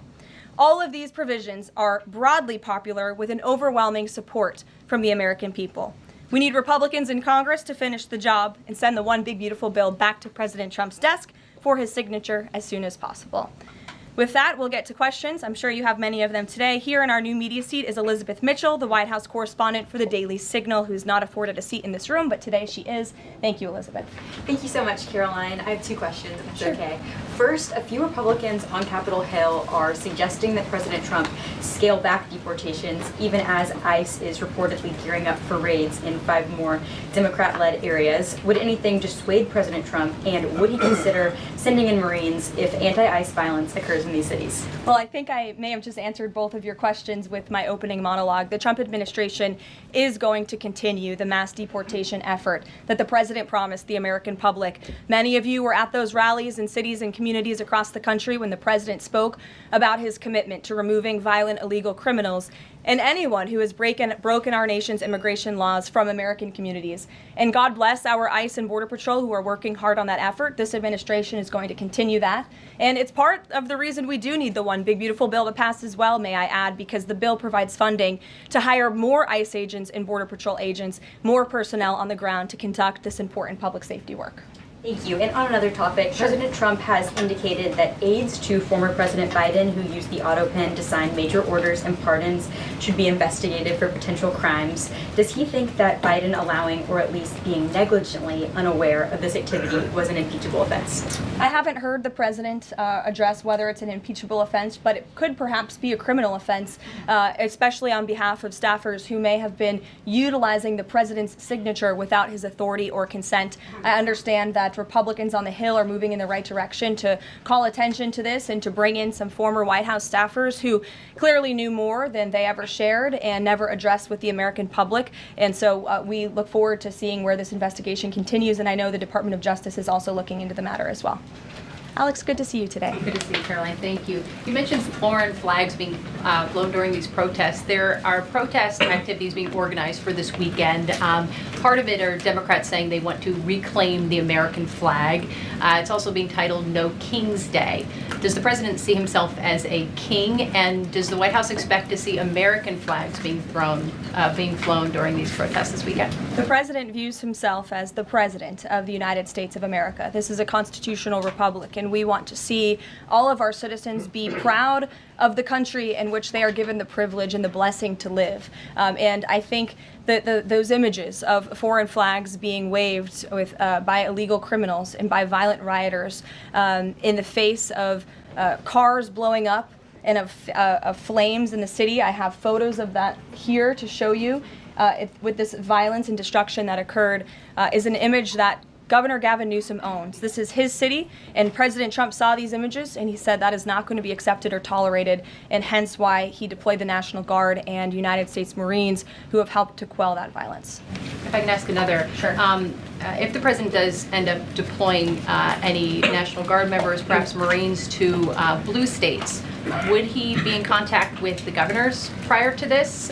Would it be necessary? Well, President Trump was in contact with Governor Gavin Newsom despite some of the claims he's made in the last couple of days. The president called the governor on Friday evening and told him to let law enforcement in California do their jobs. And the Los Angeles Police Department, by the way, are fantastic people. They are trying to do the work that they've so bravely signed up to do to enforce the law, but they have been kneecapped by incompetent Democrat policies and Democrat politicians who do not allow their local law enforcement to correspond and coordinate with federal immigration authorities. And so President gave Gavin Newsom a warning and said, get it together. 24 hours later, we saw more images like this.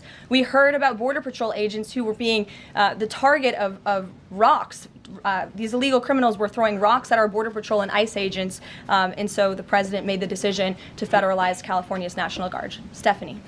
Thank you. Two questions on the China trade deal, if I may. Sure. First, will the president formally sign the trade deal, and if so, when? Secretary Lutnick sort of alluded to the fact that it might be in a couple of days, but I'm curious if there's anything more specific to read out. Sure. Well, I do have more specifics for you. I spoke to the president about this.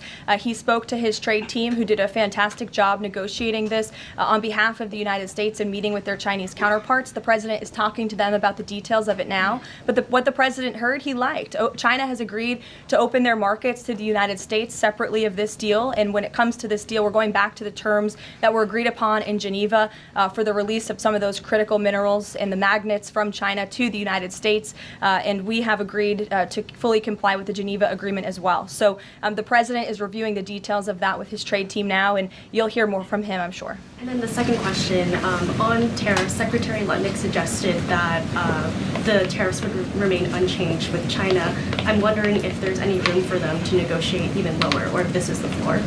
I won't get ahead of any further negotiations. We're in a great place right now, and I would add that this is the result of a lot of hard work from the president and his team, and the president has a good and respectful relationship with President Xi, and as you know, they had a direct conversation which led to this success that the president announced on Truth Social this morning.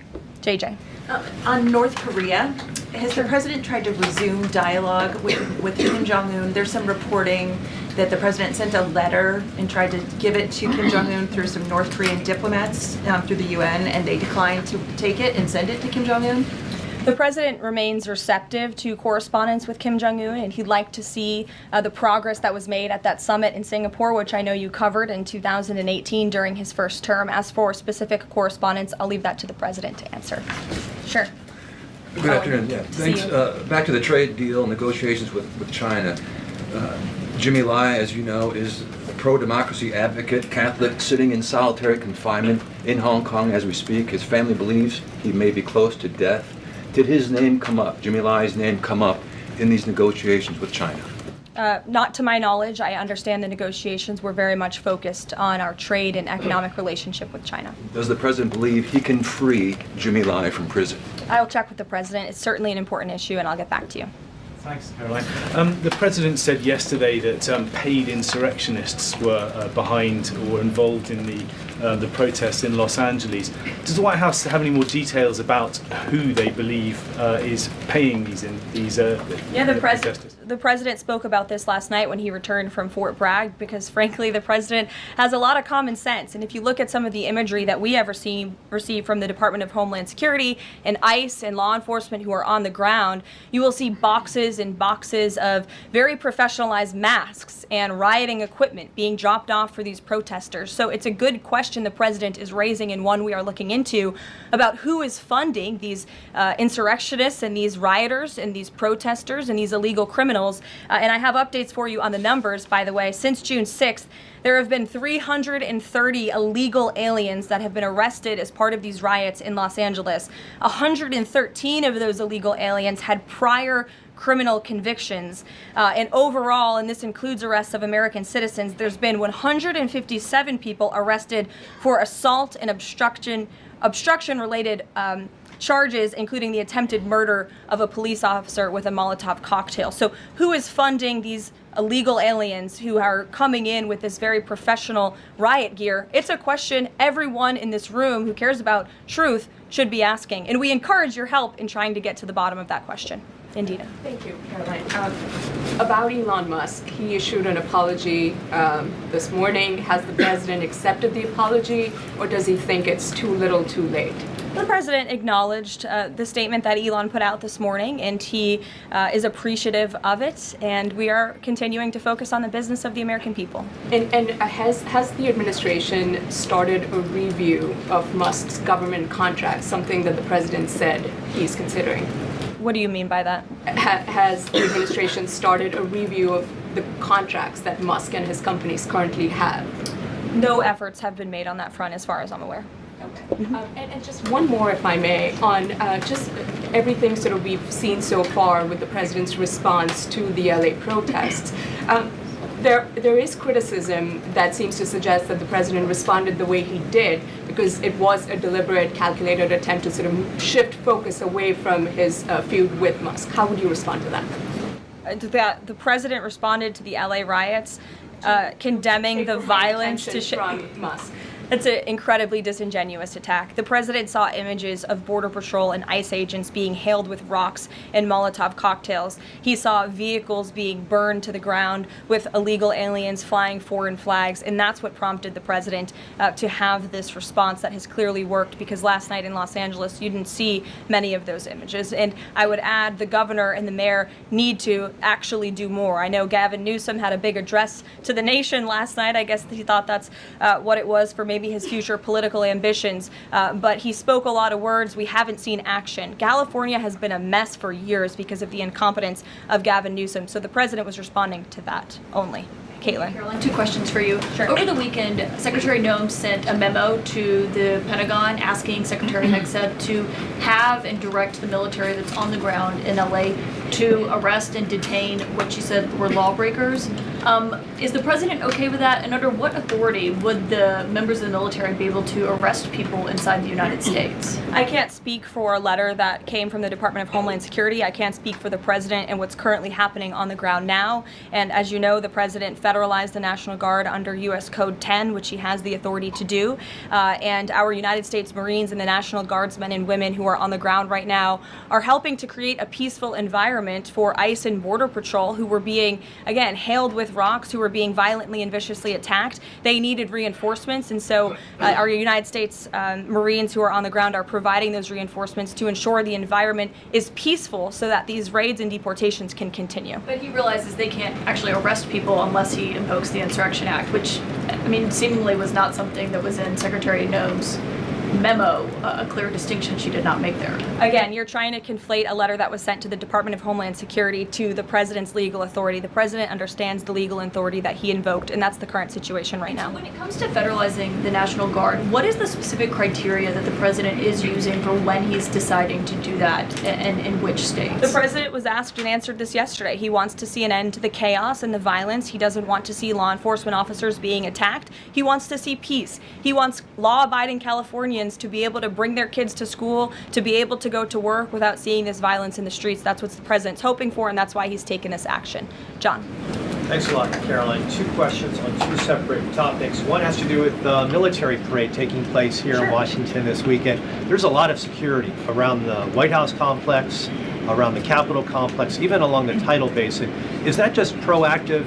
Are you expecting anything in particular in terms of unrest like we've seen in Los Angeles? These are proactive security measures to protect those marching in the parade, many of whom will be veterans and our brave men and women in uniform and Gold Star families. There's going to be military families from around the country who are flying into this parade. And of course, it's to protect the spectators who will be enjoying this incredibly patriotic show on Saturday. And I hope you all join us there. And then secondly, Secretary Pete Hegseth testified on the Senate side of the Capitol today. Yes. And he was asked about America's the administration's view of Vladimir Putin's intentions. And specifically, it was asked whether or not his intentions go beyond, his territorial ambitions go beyond Ukraine. When that question was posed to the chairman of the Joint Chiefs of Staff, General Kane replied that he does believe that his territorial ambitions go beyond Ukraine. But Secretary Hegseth says it's not clear at this point. How does the president view this issue? The president has spoken on this. He said, as he calls it, he believes Ukraine was always the apple of Putin's eye. And he made it very clear to Putin in his first term not to invade Ukraine. Putin didn't invade Ukraine because of President Trump's peace through strength foreign policy agenda and the effective deterrence policies that he implemented in the first term. Unfortunately, because of the weakness and incompetence of the previous administration, Vladimir Putin made the decision to invade Ukraine. And now we have this brutal war, which the president is working very hard to end. Jasmine. Thanks so much, Caroline. The president warned that any protests on Saturday would be met with force. Can you clarify what kind of protest President Trump does support or find acceptable? The president absolutely supports peaceful protests. He supports the First Amendment. He supports the right of Americans to make their voices heard. He does not support violence of any kind. He does not support assaulting law enforcement officers who are simply trying to do their job. It's very clear for the president what he supports and what he does not. Unfortunately for Democrats, that line has not been made clear, and they've allowed this unrest and this violence to continue, and the president has had to step in. What question? So if there were peaceful protests on Saturday for the military parade, President Trump would allow that? Of course the president supports peaceful protests. What a stupid question. Raquel. Thank you so much, Caroline. Raquel, and then I can go to you, Francis. Go. Thank you so much, Caroline. I have two questions. One about Israel. Yesterday, the U.S. ambassador to Israel said the U.S. no longer is pursuing the goal of an independent Palestinian state. Can you confirm that the president is no longer supporting a two-state solution? And is President Trump considering diplomatic action against countries who takes action against Israel during next week's UN conference? Right now, the president views the situation in Israel and Gaza as deeply unfortunate and needing to end. And the president is realistic about the current state of affairs in this region of the world. And that's why the president has said the number one focus and priority of the administration is to release all of the hostages from Gaza and to end this conflict as soon as possible. The administration is still pushing very hard for the release of all the hostages. And as for what happens next, clearly Gaza is an uninhabitable place. It needs to be rebuilt with the help of our Arab partners, and the president wants to see that happen as well. Take a couple Just one on the G7 engagement. President Trump is traveling there on Sunday. Other presidents beyond the G7 leaders are also going. President Lula from Brazil, President Sheinbaum from Mexico, and President Zelensky from Ukraine are also going. Do you have confirmation if President Trump is meeting any other leaders on the sideline of the G7? Yes. To know about the Lula engagement. I can confirm there will be quite a few bilateral meetings between the president and other foreign leaders. The White House is still working very hard to finalize that schedule, and we will provide that for you as soon as we have it. Great. Thanks, Karoline. Just back to the China trade deal, can you talk about the status of the export controls that the U.S. imposed? Are those no longer being imposed? We are fully complying with the Geneva Agreement. Go ahead. Sure. Thanks, Caroline. One foreign question for you and one domestic. The foreign, the president, of course, has said he would lift sanctions on Syria. Is there an executive order coming along soon to go do that? And is the president planning to try to get involved in any kind of a peace agreement between Israel and Syria that would disengage those two? To the best of my knowledge, the Treasury Department took action after the president made that announcement in Saudi Arabia. Okay. And then on the domestic side, you were just asked about the First Amendment rights issues. In the president's comments yesterday, though, he just said protesters would be strongly dealt with. In your list before, you referred to insurrectionists, rioters, and protesters together. Obviously, they're quite different from your earlier answer. I'm struck by the fact that the president has not at any point said the most important thing here is to protect the First Amendment rights of peaceful protesters. So I'm wondering, where in his hierarchy of interests does he place that? Is the First Amendment protection the most important? Is stopping violence most important? Why is he not out saying all peaceful protesters will be protected? I think two things can be important at the same time. And the president, as I just answered, supports the right of Americans to peacefully protest. He supports the First Amendment. But that is not the majority of the behavior that we have seen taking place in Los Angeles. We have seen mobs of violent rioters and agitators assaulting law enforcement officers, assaulting our federal immigration authorities.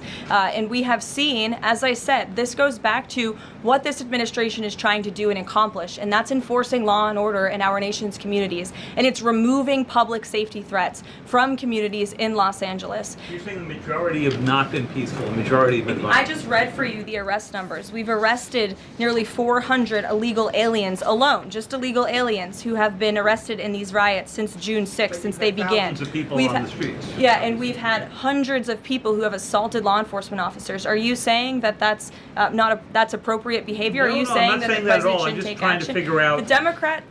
The Democrat governor and the Democrat mayor of Los Angeles have failed their citizens. And the majority of Americans, the majority of Californians do not want to see law enforcement officers being assaulted in the streets. And thankfully, the president took action and stepped in to protect our federal law enforcement agents, to protect federal buildings, to protect the federal mission of deporting illegal criminals off of our streets. And that mission will continue every day as far as we're concerned. Thank you, guys. This right here is what Trump needs as press secretary, because she's definitely up to the task. Because nobody's talking about the assaulted federal agents. All they're talking about is Trump is deploying National Guard. What about your fellow Americans that are actually trying to do their jobs and they're being stoned, targeted by these rioters? Stores are being looted. Nobody's talking about those things. Okay. All right. Now, after days of this investigation is actually being carried out, and they're finding out that some of these groups that are actually rioting in Los Angeles are funded groups. Check this out. People, including President Trump, are wondering who's supporting some of these rioters. Senior national correspondent William LaJeunesse is in Los Angeles with that aspect of the story. And look, William, if people just thought, oh, maybe that's imagination, there's video. There are receipts for this. Yeah, I mean, the money's got to come from somewhere, right? I mean, sure, it's hard to turn out several thousand people on any given night. And so you're going to have the water, the riot gear, the coordination to get out all these demonstrators. You have criminals, you have professional agitators, and activists who support a variety of left-wing issues, and they'll take any opportunity to bash the administration. So one group behind the demonstrations is CHIRLA, Coalition for Humane Immigrant Rights. The IRS document shows $34 million in government grants, including 3 from President Biden's DHS for $750 grand. President Trump cut that off. It also gets state and city grant money for lawyers to fight deportations. CHIRLA spends $10 million a year on salaries, including $200,000 for the director, Angelica Salas. So we are asking that everybody that got arrested today be released. That's right. We want them in their houses with their families, with their children. CHIRLA also founded the Rapid Response Network. That's the hotline immigrants use to report ICE raids. It will then text these alerts so immigrants can go hide and activists can stop ICE operations. And so I was in a room yesterday morning, meeting with the immigrant rights organizations, and all of a sudden everybody's cell phones started blowing up. That's when we all heard about a raid that was taking place in Whittier. So another organizer is SEIU. You see the purple there. They have 700,000 members. The union turns out big numbers. Others are simply there to bash capitalism. We are the real workers. The working class is the one that builds this country. Yet it's the billionaires in power that continue to harass us and attack us and take absolutely everything from us. Operation Healthy Hearts, according to the New York Post, handed out face shields and riot gear to protesters. Now, their kits include a lawyer's phone number to get out of jail, and some of these groups could face prosecution for aiding and abetting. They might think they're making the community safer, but they're not. And we won't put up with that, and we're going to take criminal action against those type of organizations. So the bottom line is, Harris, California is loaded with nonprofits that feed off taxpayer money. They can turn out a crowd in minutes, and we're seeing that here, now that coordination in other cities. Back to you. Yeah, and that's the next part of all of this, too. I'm going to get to that because this is spreading, and it's happening so quickly. So how does it happen that they have so much in common as it moves? I'm glad you're on it, William. Great job. Thank you. The dangerous chaos is now on the East Coast. Officers arrested more than 80 people as thousands of them were flooding the streets of New York City. And a terrifying scene in Chicago. This is just not okay. A driver plowed a car through a crowd of hundreds of anti-ICE demonstrators, but there's law enforcement on the ground, too. Texas Governor Greg Abbott has also announced that his state's National Guard is ready to be deployed around the state to curb whatever happens there, whatever of this mass protesting, movement, agitation, and in some cases, criminal violence pops up. In total, they rallied against ICE and the president in at least 15 cities from coast to coast. They don't like immigration picking up illegals. They're for the illegal aliens committing crimes. It's so confusing and dangerous. Republican Congressman Andy Biggs of the great state of Arizona, member of the House Oversight and Judiciary Committees, also a candidate for governor of Arizona. Great to see you today. So look, Thanks, Harris. This is spreading. I don't know if you could hear William LaJeunesse, but it's got some things about it that would say maybe some of these people are getting some help. What's your idea, or what are you learning on that aspect of it? Well, we're learning that this isn't really organic, that this is highly coordinated, that there's money that's behind this. Some of it is federal grant money or California state grant money even that has gone to these organizations. They've turned around and used it to go after and create this actual rioting, and this there's not protesting anymore. This is absolutely rioting. So what legally can be done? I mean, it seems like if they're going, it sounds like a misappropriation of funds. I'm sure it was never intended for this, that funding. Yeah, I mean, obviously they're using the grant money other than it was intended for sure, but you also have this notion of, are they getting people out and encouraging and fomenting the rioting? It looks like that maybe they are. And if they are, that would be aiding and abetting this kind of misconduct, which is criminal conduct, and aiding and abetting is also a criminal offense. And there might even be... Oh, go ahead. There might even be an opportunity to investigate them for conspiracy as well, because if they've organized this criminal enterprise, then that's conspiracy. Okay, so those are serious crimes at this point. Just real quickly, a word on Gavin Newsom, the governor of California.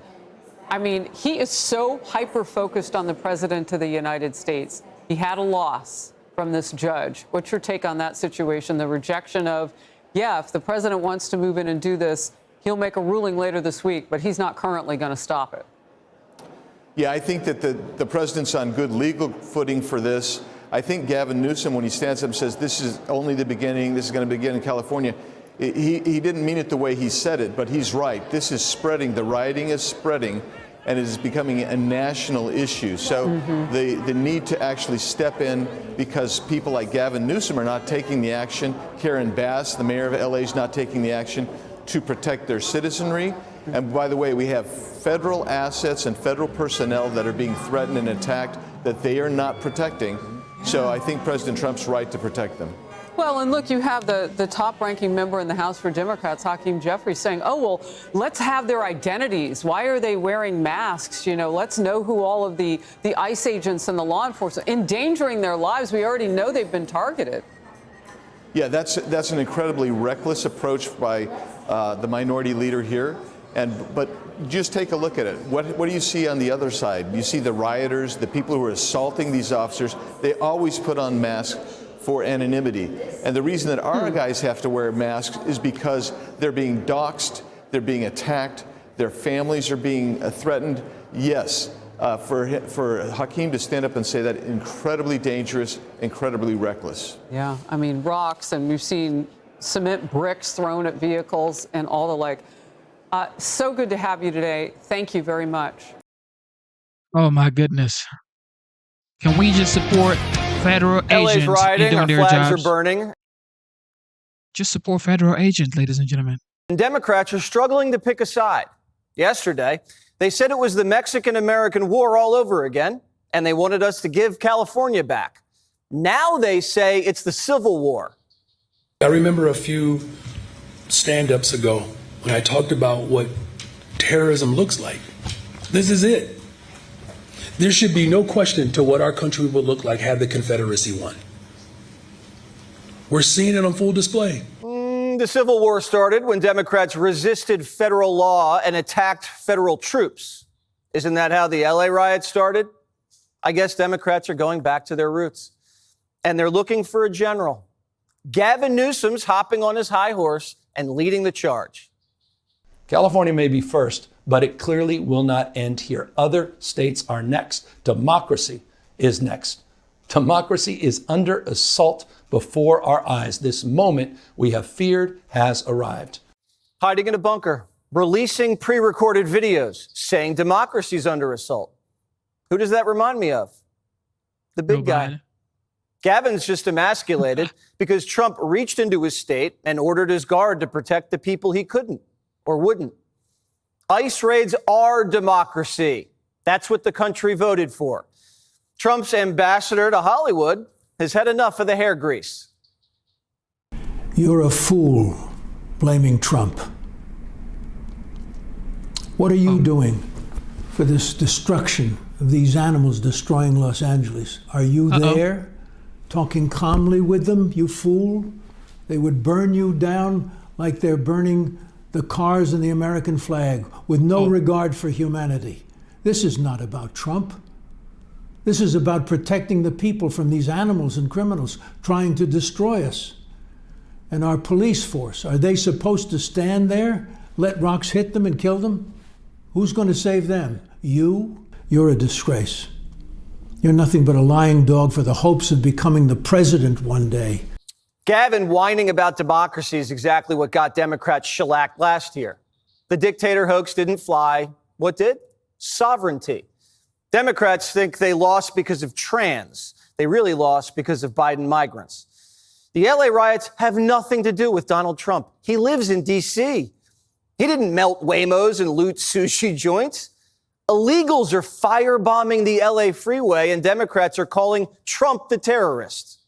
This is absolutely unconscionable, what's going on. I had never thought in my life that I would be seeing this sort of disruption and this sort of terrorism attack on our citizens, on our community. The National Guard's not the one torching cars and waving Mexican flags around on dirt bikes. They called ICE the Gestapo, the police Nazis, and the National Guard terrorists. These politicians are actually firebombing their own party. Trump's the only one doing the job. Are you going to arrest Gavin Newsom? Well, he's not doing a good job. You know, arrest, what does that mean? He's not doing a good job. Charge him? Well, in theory, you could, I guess. You know, it's almost like a dissipation of duty. Nobody's ever seen anything like that. Arrest. What does that mean? Well, it means what they did to him.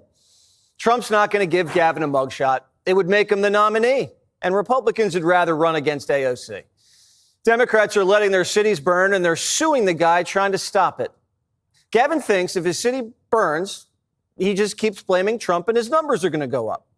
Burn down your own town for likes. That's a new one. Fetterman is now the Democrats' voice of reason.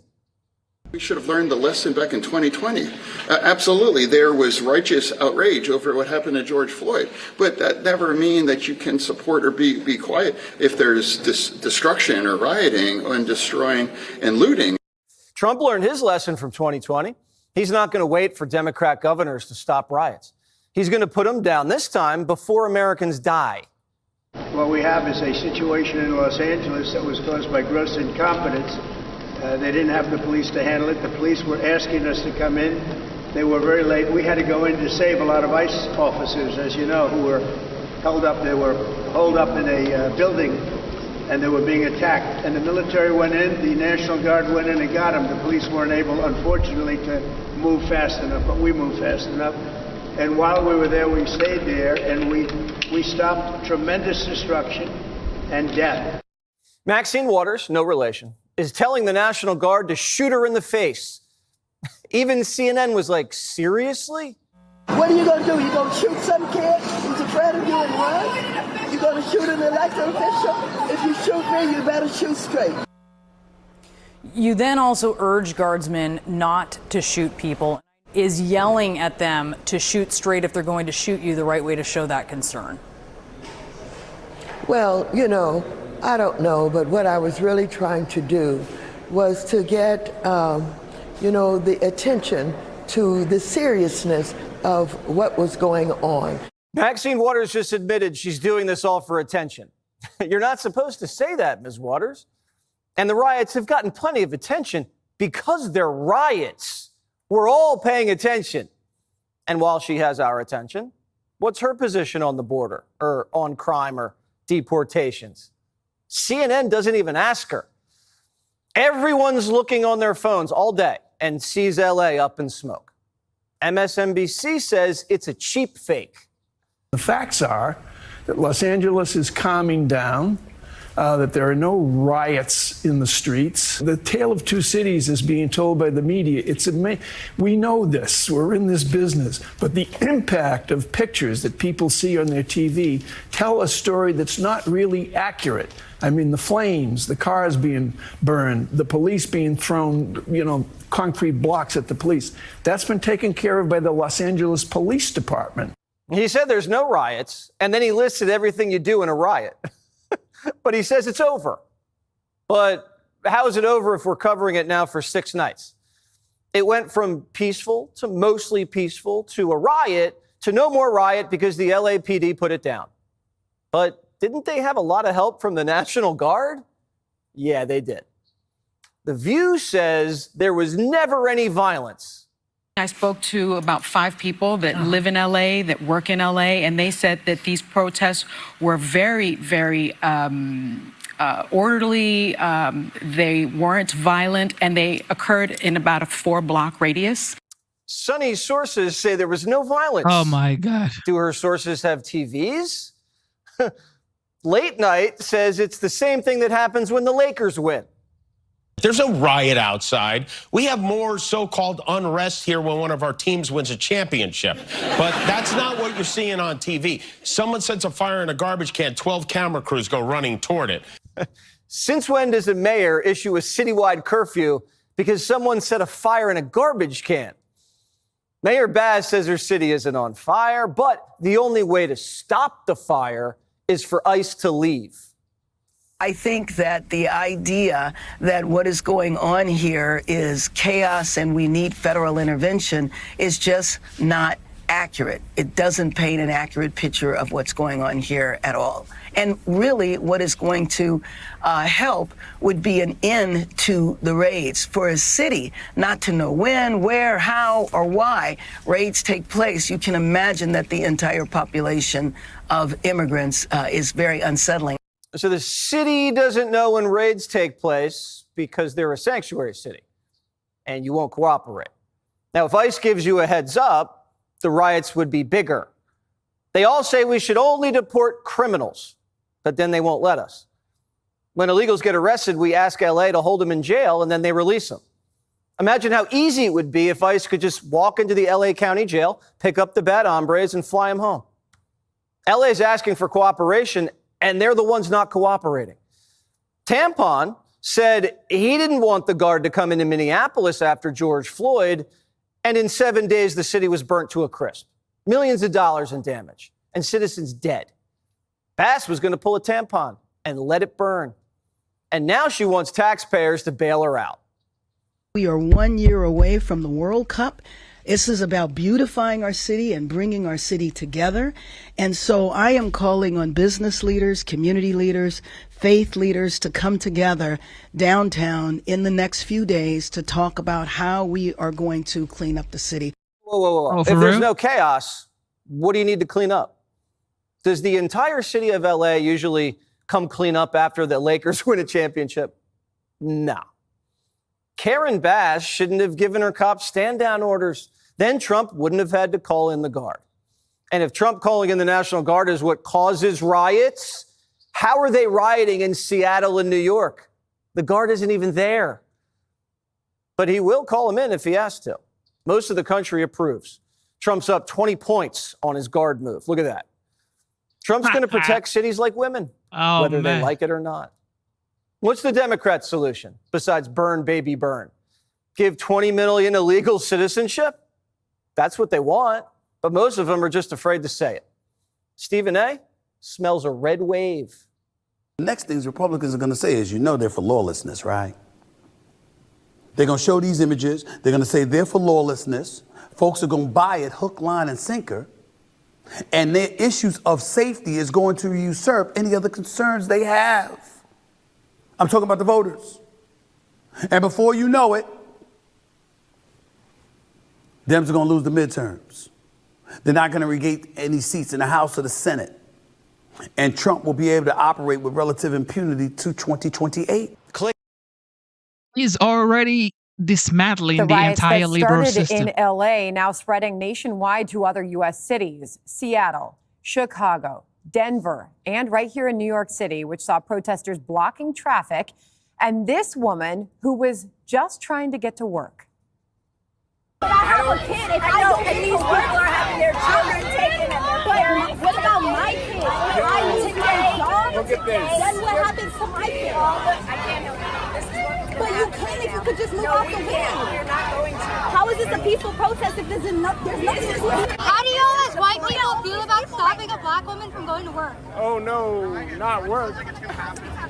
Yeah, who cares about work? Back to the epicenter, Los Angeles is bracing for a potential sixth day of anti-ICE riots as Mayor Karen Bass announces that the curfew will still be in effect again tonight and will go on as long as needed. Active duty U.S. Marines have arrived, but they have not yet stepped foot on the streets there.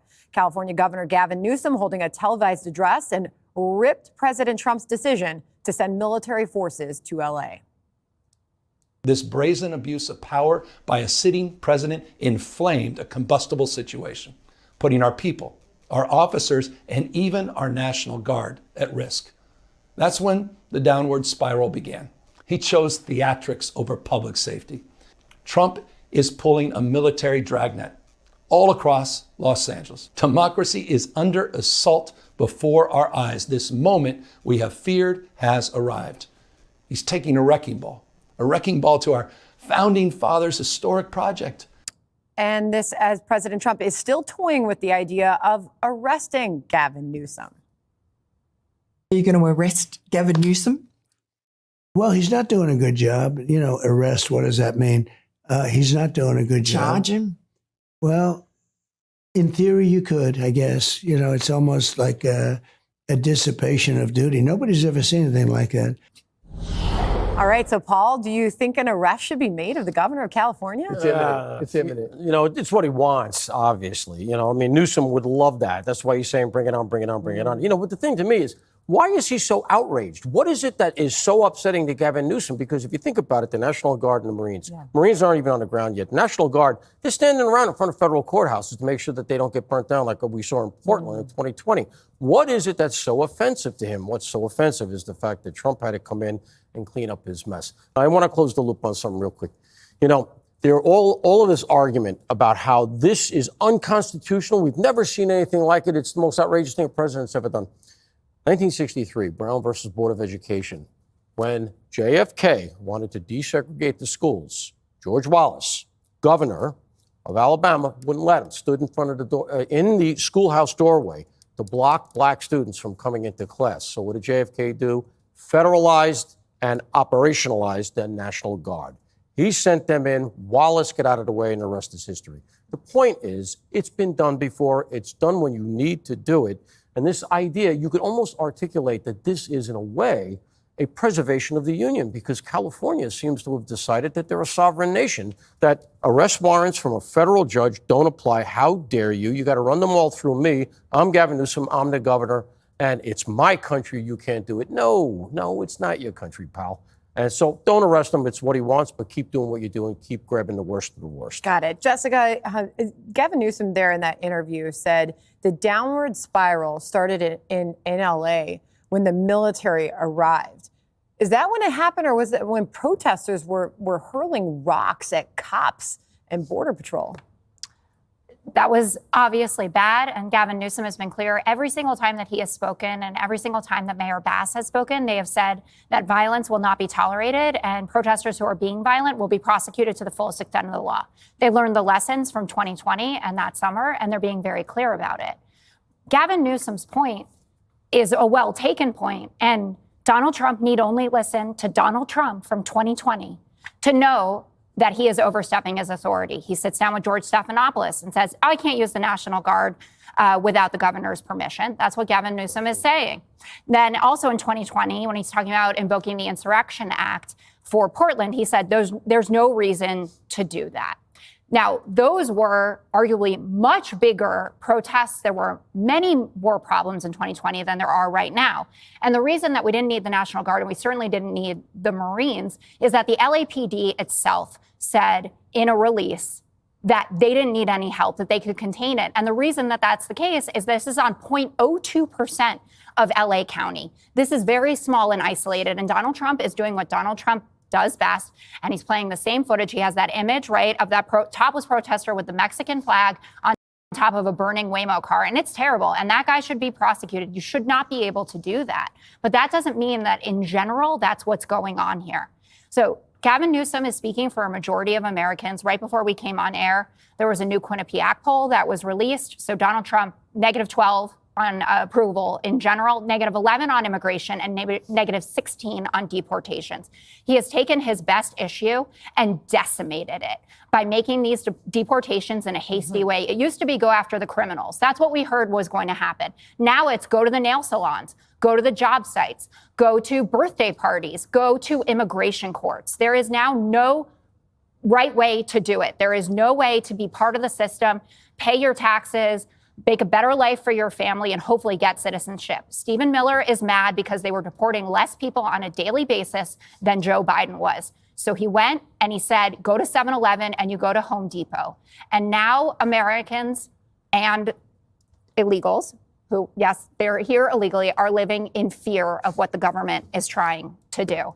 And just one more thing, the GOP caucus, like Vallejo, Gonzalez, representatives, they know that this is bad. Vallejo saying, please prioritize removal of known criminals. Gonzalez, focus on convicted criminals, not farm laborers. To be clear, though, I mean, you have law-abiding citizens who are saying, protect us, right? As these protests emerge and the riots are happening and, cops are getting rocks thrown at them.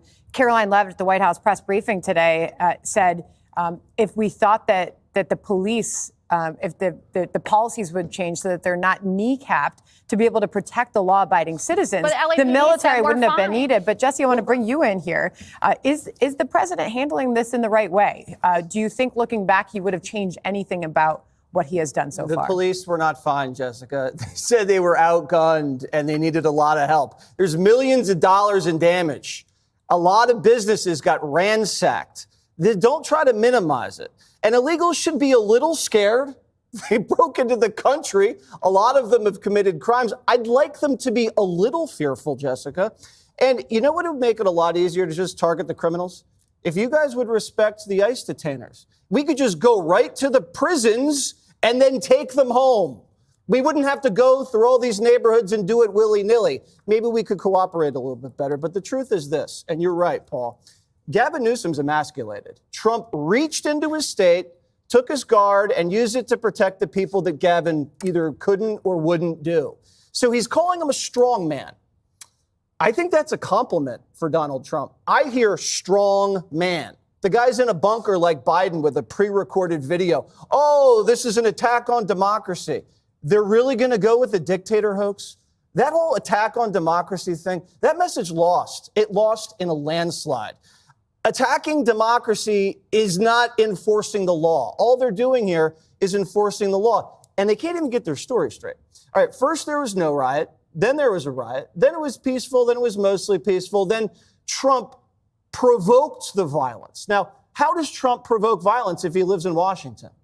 He wasn't out there doing anything. So the National Guard provoked the riots? Because I didn't see a single National Guardsman melt down a Waymo or loot a store. Not one.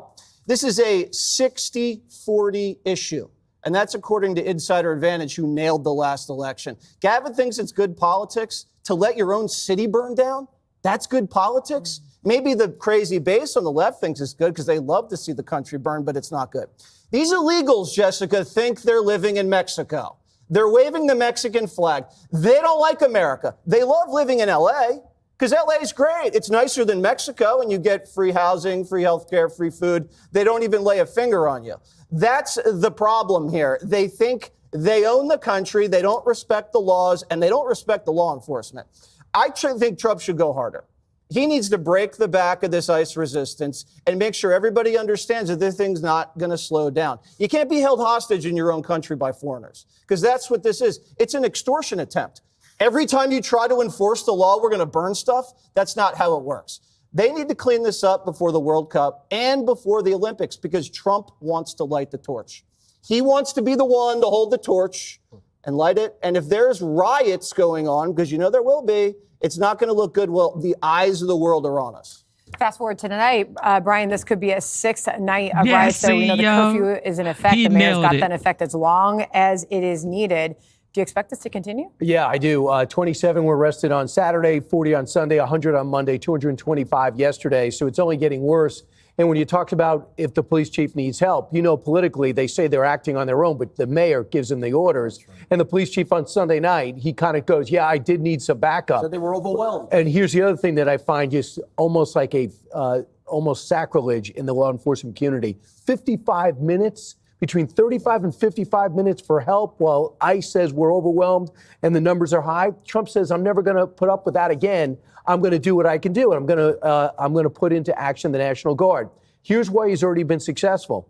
All of a sudden, Eric Adams says, look, we might have problems in New York. We might be a sanctuary city, but we're not going to make sure that we're under control. If these riots in Dallas, in Denver, in San Antonio, some of the demonstrations, these states now feel compelled to keep things under control, or else Trump has already shown he can take action and start moving in the right direction.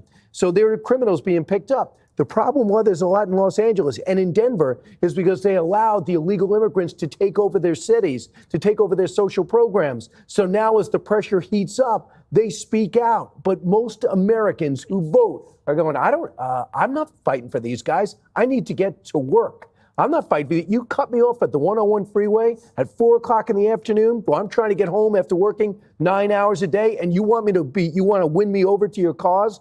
Not going to happen. I think Trump loves it. Gavin Newsom made one critical mistake.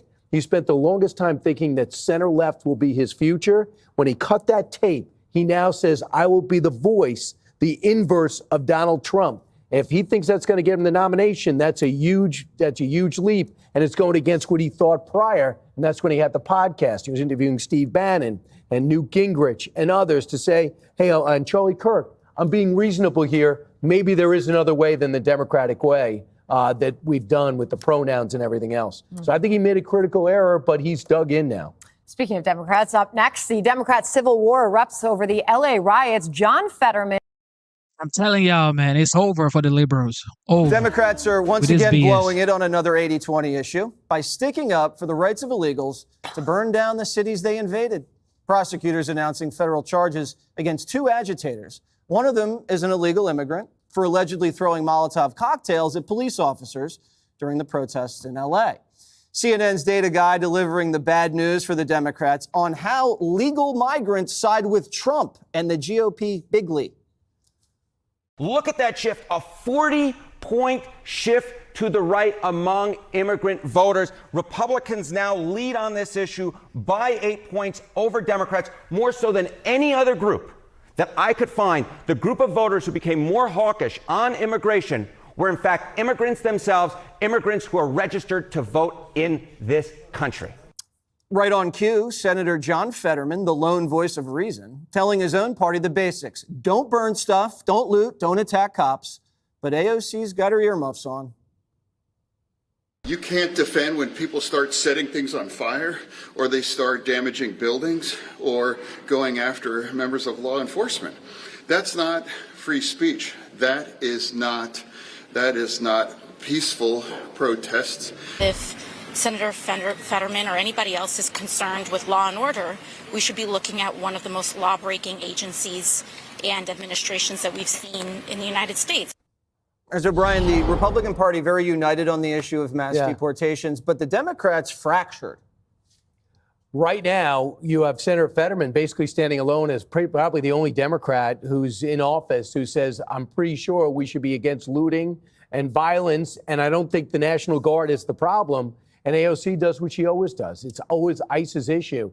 ICE's goal is to get illegal immigrants, especially criminals, out of the country. And when they do their job, they get criticized as if they're doing a bad job. And for the last time, Hakeem Jeffries, they cover their face because they're getting doxxed. They're worried about their families. It's not that they're not proud about doing the job that they're doing.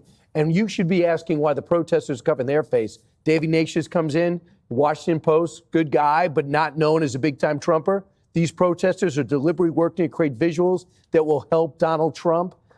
People over and over again, Ro Khanna condemns the violence, but says that there's no business for the National Guard.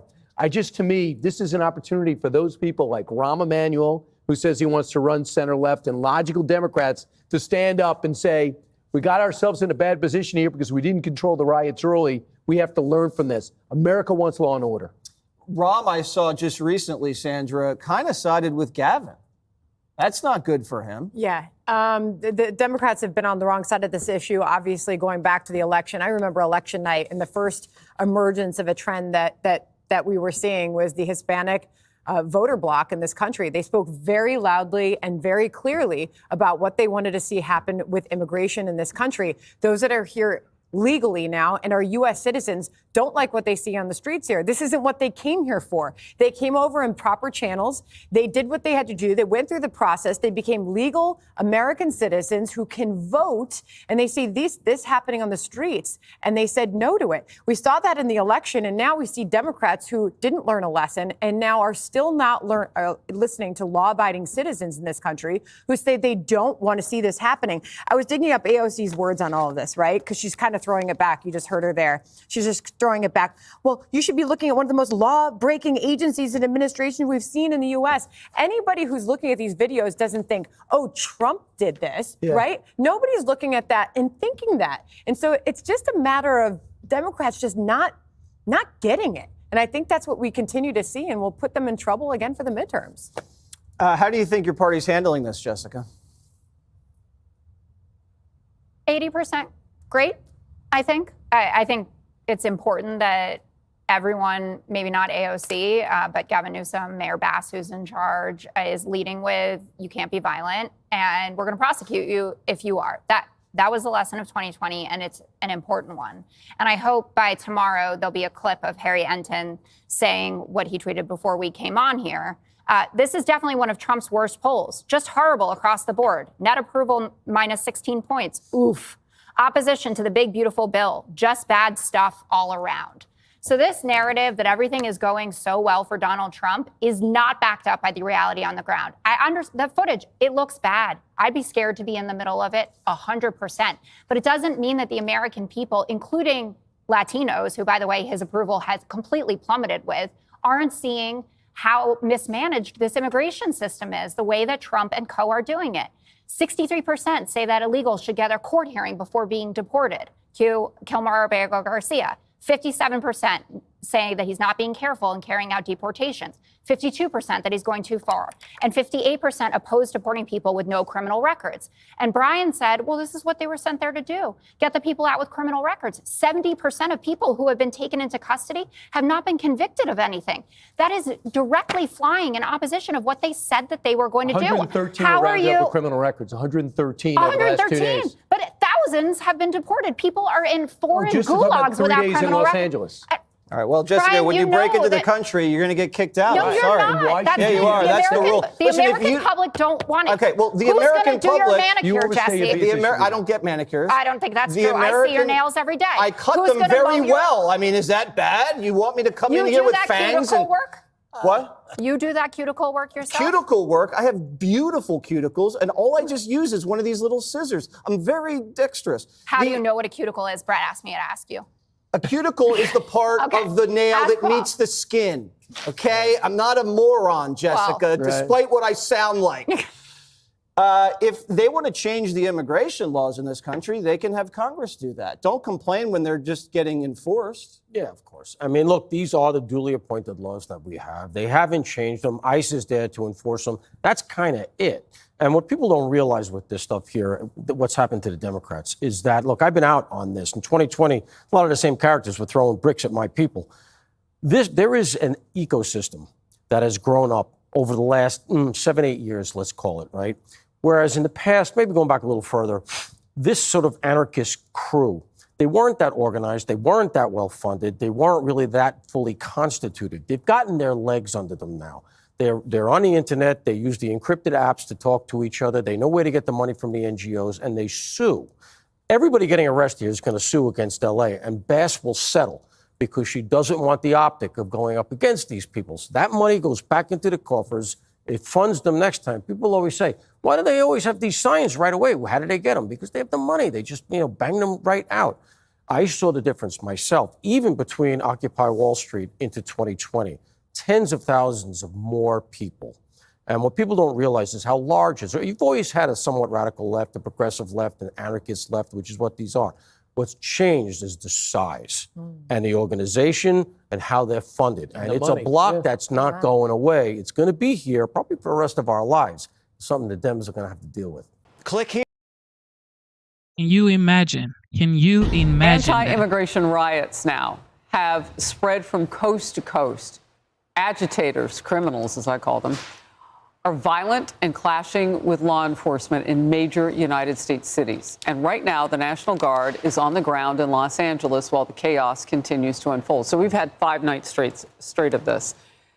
This is Outnumbered. I'm Harris Faulkner, here with my co-hosts Kayleigh McEnany and Emily Compagno. Also joining us today, Riley Gaines, host of Gaines for Girls on Outkick and Outkick contributor.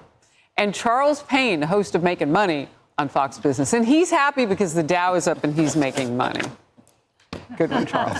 Anyway, in Southern California, active duty U.S. Marines have arrived. and they are standing at the ready to mobilize if the unrest actually gets worse, now on day 6.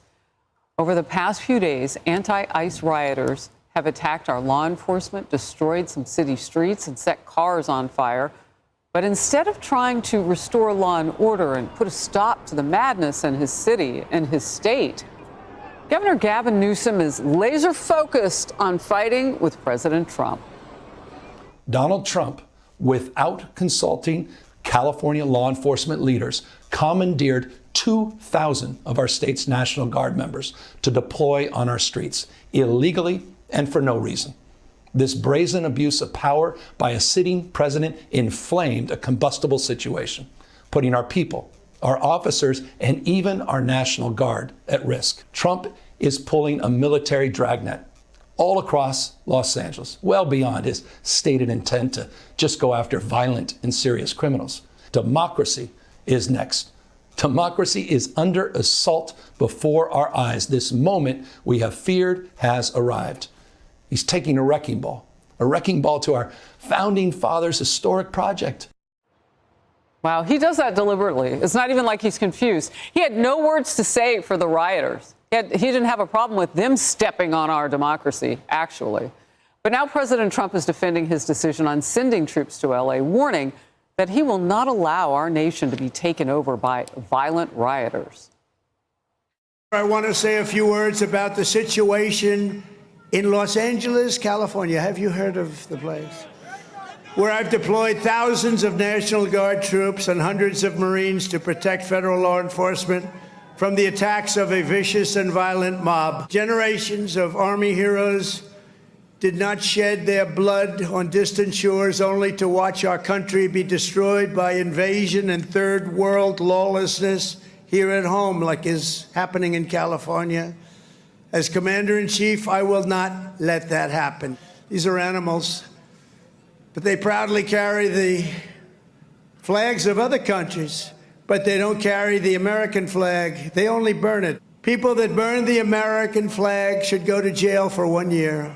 That's what they should be doing. 1 year. The agitators are throwing firebombs and Molotov cocktails, lighting vehicles ablaze. You saw the cars that were burning, mobbing police officers and ICE officers. Under the Trump administration, this anarchy will not stand. We will not allow federal agents to be attacked, and we will not allow an American city to be invaded and conquered by a foreign enemy.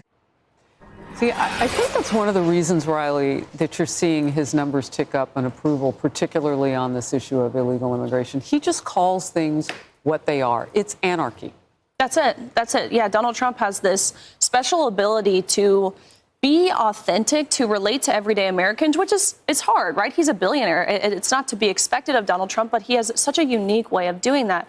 And to your point, Harris, the American people are getting everything that they're voting for with everything that Donald Trump just said.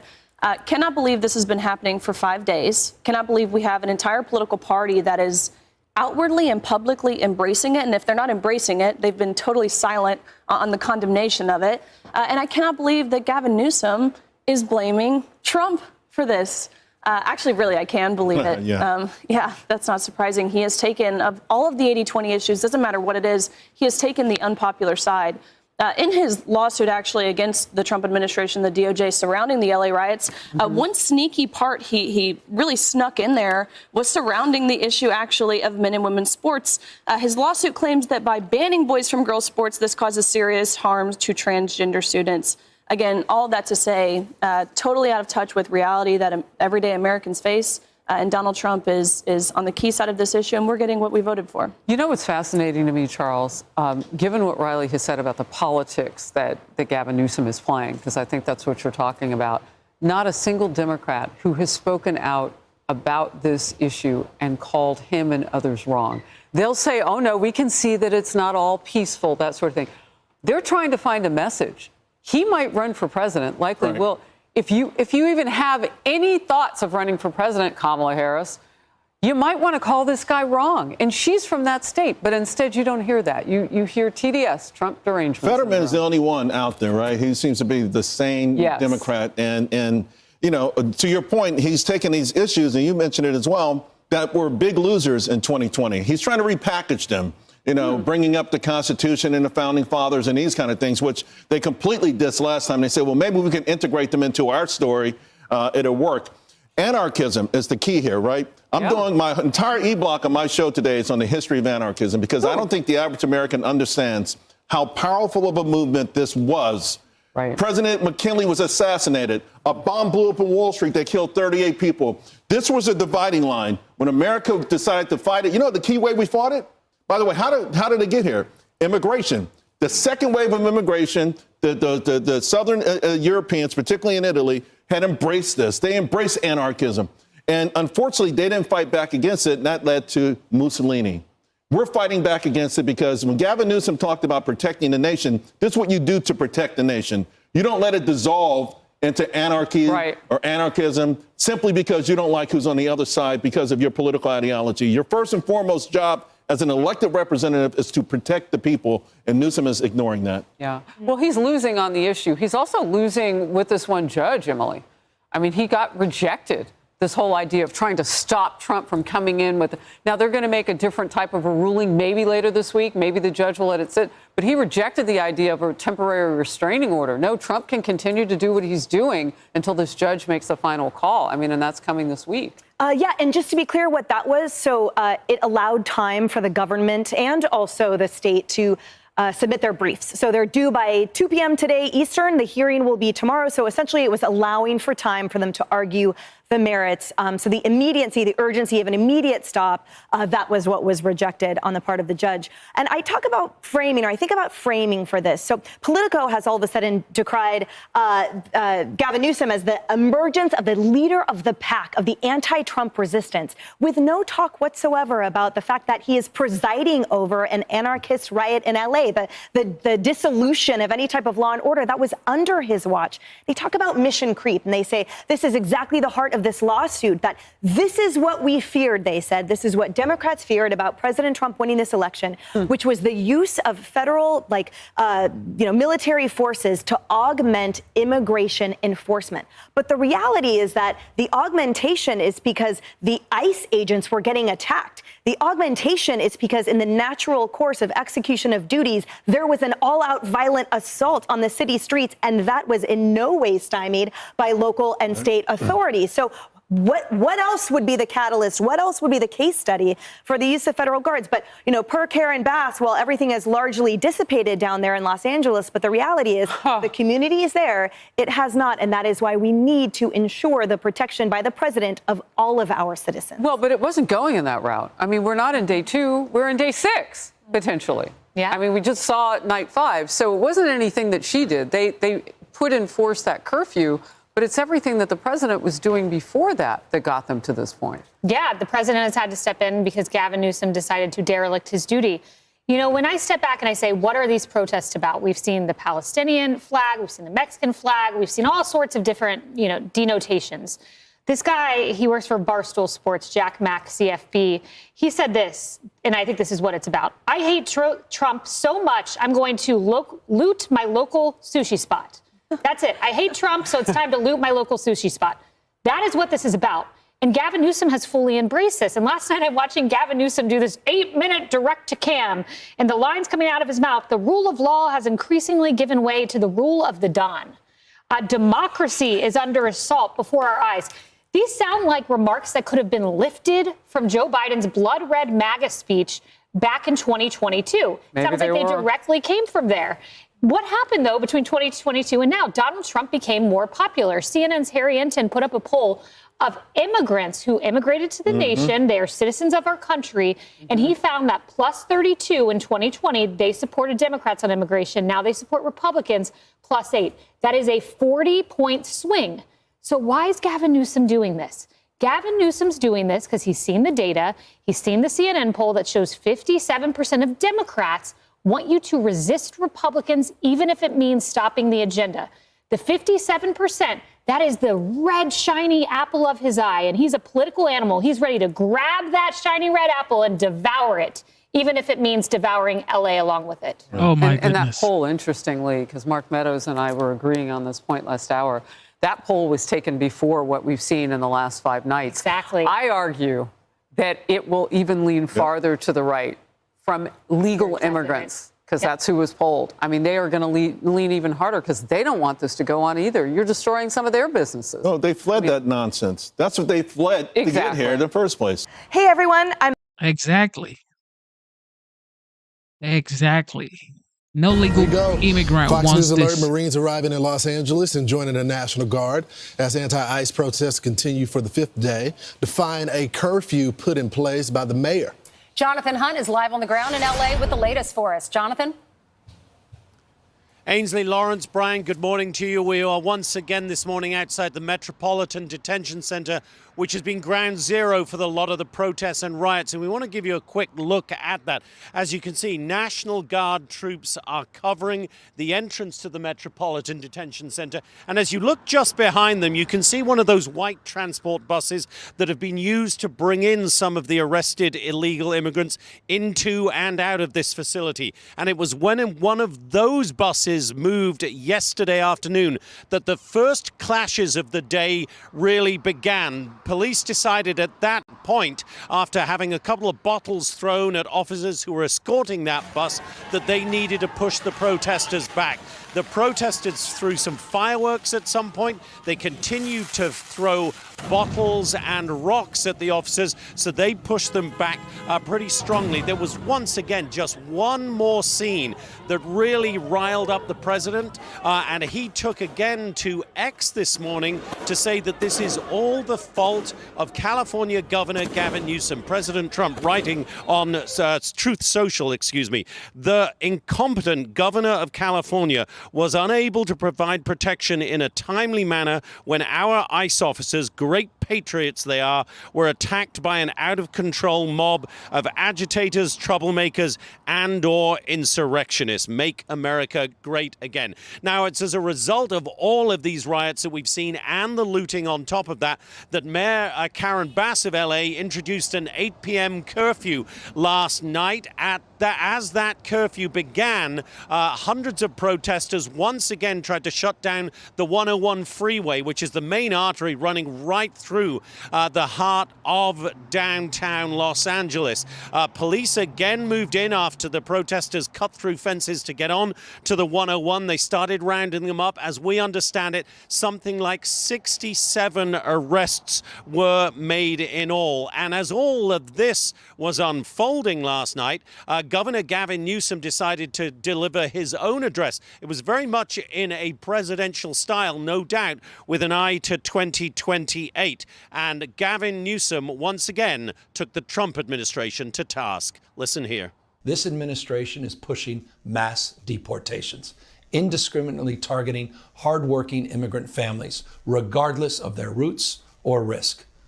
What's happening right now is very different than anything we've seen before. And guys, we're just less than 1 hour from this first curfew being lifted now, and we'll wait to see if the protesters come back onto the streets of LA today. Back to you guys. Jonathan, for the most part, when do you start seeing this stirring? I mean, here it is, 5 in the morning there. When do you start seeing this stirring of the protesters? What time roughly? Usually, Brian, the protesters start gathering around 10, 11 in the morning, so we're about 5 hours from that point. So that's when we would expect to see them. We have not. We're checking all the social media channels, as always, to see where and how they are organizing. I have not seen any calls for them to get out on the streets as of yet today, but it's very early here in LA. Jonathan, I always wonder, how can someone spend day after day protesting? Don't they have jobs? Don't they have to go make money? But then we're learning that maybe some of them are getting paid to do this. Yeah, there is certainly organization behind these protests. And you've heard the LAPD chief, Jim McDonnell, say quite plainly the people causing the violence, causing the real problems here, have nothing to do with the cause of immigration. They are, in the words of the police chief, professional anarchists who the police here have seen during the George Floyd riots, during the anti-Wall Street riots, and so on and so on. These are the same characters, according to the police chief, who keep coming out and have nothing on their minds but violence and mayhem. Right, not even embedded in the cause. It's just chaos. Thank you. So you got the homeless nonprofit. A homeless nonprofit is handing out PPE for people, as is the LA Poverty Department. Healthy Hearts, you would think, is there for people who need to eat. Instead, they're wading into left-wing politics. They're looked at as a left-wing group supporting them. And Charlotte, the Coalition for Humane Immigration Rights, not only got $1 million from Joe Biden's DHS, but also takes money from the Chinese. They're all over it. And Republicans are investigating 200 NGOs that might be promoting these illegal immigrants. Well, it's the ideology as well, Ainsley. You got people in the kafiyas, pro-Hamas rhetoric that is there. I don't know what that has to do with immigration, but they're promoting that as well. And then I even heard some of the protesters with some of the interviews saying, okay, we have the Mexican flag here because this is really Mexico. So, I mean, we're dealing with people that don't believe in the West, that don't believe in America, that's trying to take us back in time. And there are connections to these NGO groups and all of these activist groups. Yeah, and NGO groups, your tax dollars. Remember when Elon was starting Doge and he said, all the money we're giving to NGOs, we don't know where that money goes. We don't know how they spend the money, but that's American dollar. Those are American dollars. And President Trump was speaking at Fort Bragg. He said, you want to burn the flag? He said, I think you should go to prison for a year if you burn the American flag. Well, look at this upside down with shows in distress. Yeah. Insane on the highway. This is yesterday, too. So they have not wised up. You're not going to win over the American public to your cause with Mexican flags in Los Angeles. Kyle Scheidler he's with the Center for Security Policy, and he joined us early to talk about what's going into the planning behind this and where does this money go. Listen. We have a lot of smaller groups who usually cover themselves as community organizations that do a lot of the crowdfunding to pay for this kind of equipment. You know, those masks that they were showing, they go for about $35 on Amazon. So they're not overly expensive and they can raise several $1,000s pretty quickly. My guess is that they've been preparing to do this since before Donald Trump was president. The strategy, the overall strategy, the political imagery, that stuff will be determined in advance. What the topic is that they want this to be done on. And we knew that they were going to do this on border security and immigration for some time. This online yesterday, and this is from Barack Obama in his book, The Audacity, Hope, and 26. He said, if I'm honest with myself, I must admit that I'm not entirely immune to such nativist sentiments when I see Mexican flags waved at pro-immigration demonstrations. Sometimes I feel a flush of patriotic resentment when I'm forced to use a translator to communicate with the guy fixing my car. I feel a certain frustration. Now, that's Barack Obama back then. And then you look at the Democratic Party today. I mean, he would be considered MAGA with a quote like that from his book. His party has totally lost it right now. Well, and did you see on social media, I think we have a picture of it, the tactical gear that they're giving out to people who are rioting, and it's advertised on social media. And there it is. There it is. These are all the supplies you get if you go out there, according to Operation Healthy Hearts, which was that organization you were talking about, Brian. Legal aid, travel, hotel stays, all that money and those equipment, money goes into these organizations and they're given out to the rioters. And guess who's firmly behind them?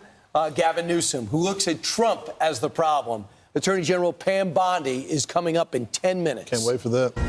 Fox News alert: California Governor Gavin Newsom is blaming President Trump for the riots in Los Angeles after a judge rejected Newsom's motion to block the Marines and National Guard from deploying. This brazen abuse of power by a sitting president inflamed a combustible situation, putting our people, our officers, and even our National Guard at risk. California may be first, but it clearly will not end here. Other states are next. Democracy is next. Democracy is under assault before our eyes. But the president says federal troops are helping save the city. Called him up to tell him, got to do a better job. He's doing a bad job, causing a lot of death and a lot of potential death. If we didn't send out the National Guard, and last time we gave him a little additional help, you would have Los Angeles would be burning right now. Joining us now, the United States Attorney General Pam Bondi. Madam Attorney General, thanks so much for joining the program. Thanks, Lawrence. So tell me about this lawsuit and what do you make of the governor blaming the president for the actions of illegals in this country not abiding by the court order, the warrants to come pick them up, and the protesters that are now activists that are throwing stuff at the cops. Well, Lawrence, evidently, Gavin Newsom has not been out to the scene. He has not turned on the television set to see the incredible amount of violence that is happening in Los Angeles. President Trump is going to make America safe again. We're going to protect Americans, and that includes Californians. If Gavin Newsom isn't going to protect them, we are. He also failed to declare an economic disaster. Had he done that, Kelly Loeffler and the Small Business Administration could have come in and helped all those businesses that were being looted. We could have given them federal funding, but he's refusing to help even his own small businesses in California. And if you loot a business in California during this, we're charging you with robbery under the Hobbs Act. No longer are the days of non-prosecution for looting. It's a criminal act. You've seen on the news all these stores being burglarized, vandalized. We've also seen, Lawrence, all of our police officers, all of our federal, state, local law enforcement officers being abused out there, trying to keep California safe. Jointly, we've all made over 190 arrests, more coming. If you hit a police officer, you assault a police officer, state or federal, we are coming after you. So, Molotov cocktails, no longer. So tell us, the other day, I think it was a couple days ago on Sean Hannity's show, you released the FBI warrant out for this masked guy that was throwing bricks at the cops. What's the latest on that investigation? And have you found the other individuals that were throwing the bricks at the cops? Yeah. More charges coming. He is now on the most wanted list. He is on the run, and that's where he better be. He should turn himself in because he is looking at federal prison time. They're going to find you.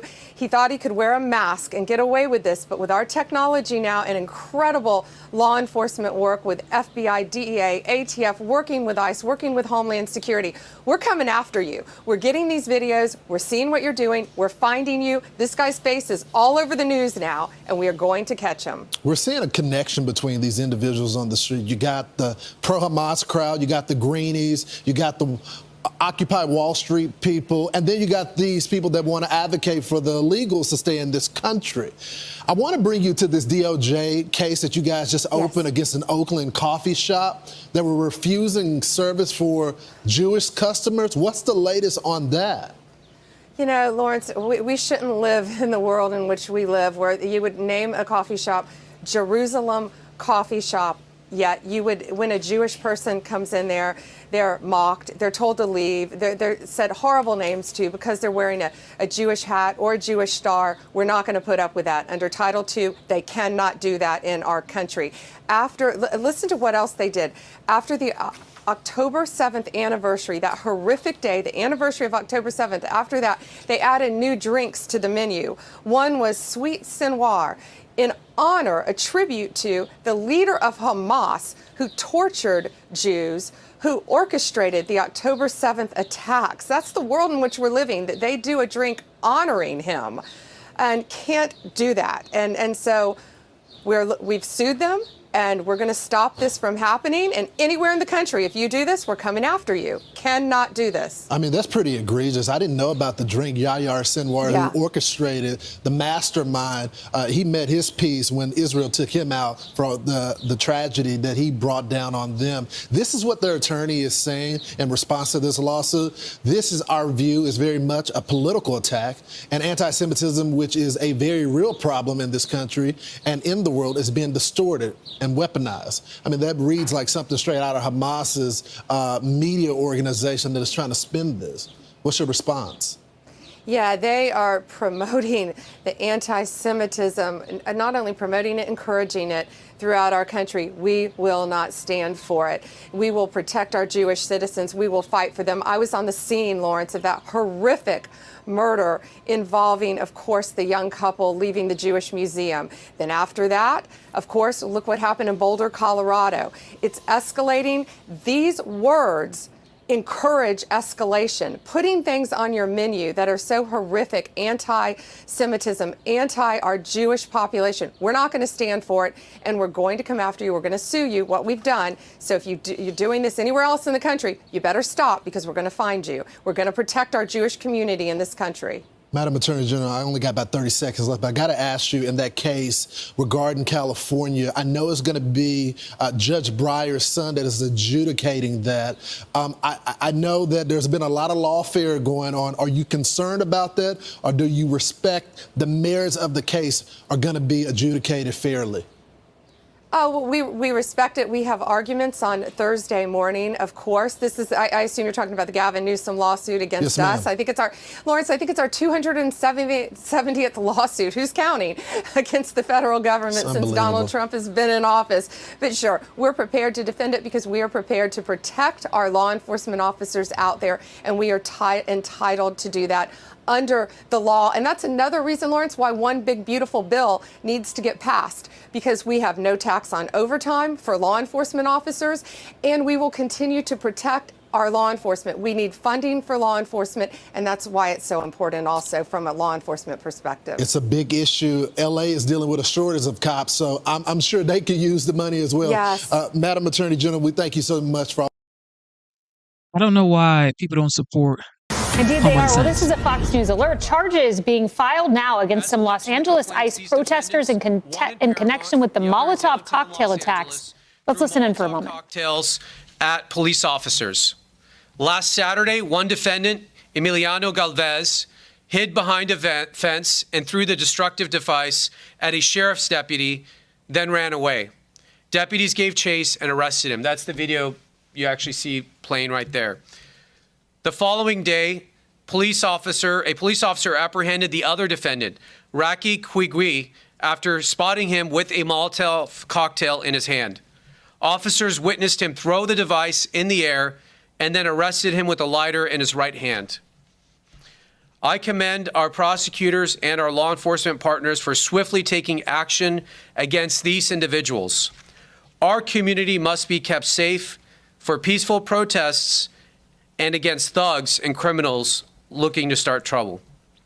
We expect more charges to be filed in the coming days and weeks. If you took part in these riots and were looking to cause trouble, we will come looking for you.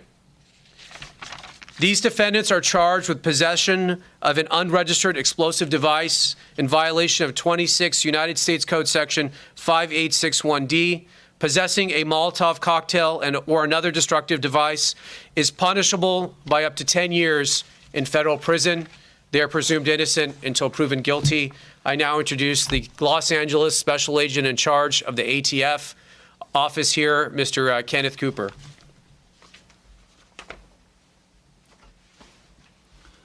Good morning, everybody. I want to stand here and represent ATF and the public, and announcing to the public that ATF's firmly committed to our whole of government approach to providing public safety, especially with what's going on here in Los Angeles. I want to make it very clear that we are not putting our state and local partners with LA County Sheriff's Office, our Sheriff's Department, or LAPD. We are not pulling them into Title VIII investigations. We understand their restrictions with state law. So this is us coming together when violent acts are committed against the citizens of Los Angeles. And in cases like this, the facts of the case are fairly simple. If you guys see the defendant here, Mr. Galvez, this was during the Paramount riots where Border Patrol was utilizing gas because they were having rocks and fireworks thrown at them and they were being assaulted. LA County Sheriff's Department responded to assist. This individual was identified even by open source media, preparing to assault them with a destructive device. And as you could see, by the grace of God, when he deployed that in a fireball, it luckily did not hit one of the deputies, as it clearly would have caused substantial physical injury or death. ATF's firmly committed. These are the most aggressive criminal acts, and we will aggressively work with our state and local and federal partners to investigate the use of destructive device, arson or explosives, or firearms to assault our public citizens and our public safety first responders. I guess I didn't even highlight our partnership too. The second case with LAPD, both incidents, ATF was able to work with each of these police departments to get an arrest on individuals that were attempting to harm the police officers with destructive devices.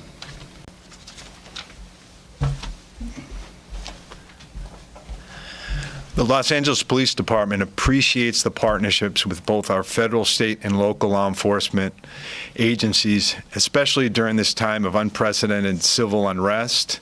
We're going to continue to work with them to ensure that our community remains safe during this challenging time, especially when it involves cases where violence is being conducted against both of our local law enforcement uniform officers as well as our federal officers during this time. We'll continue to work together to make sure our community remains safe and target those individuals that are doing harm to both our community members as well as our law enforcement officers as they try to keep peace in our communities right now.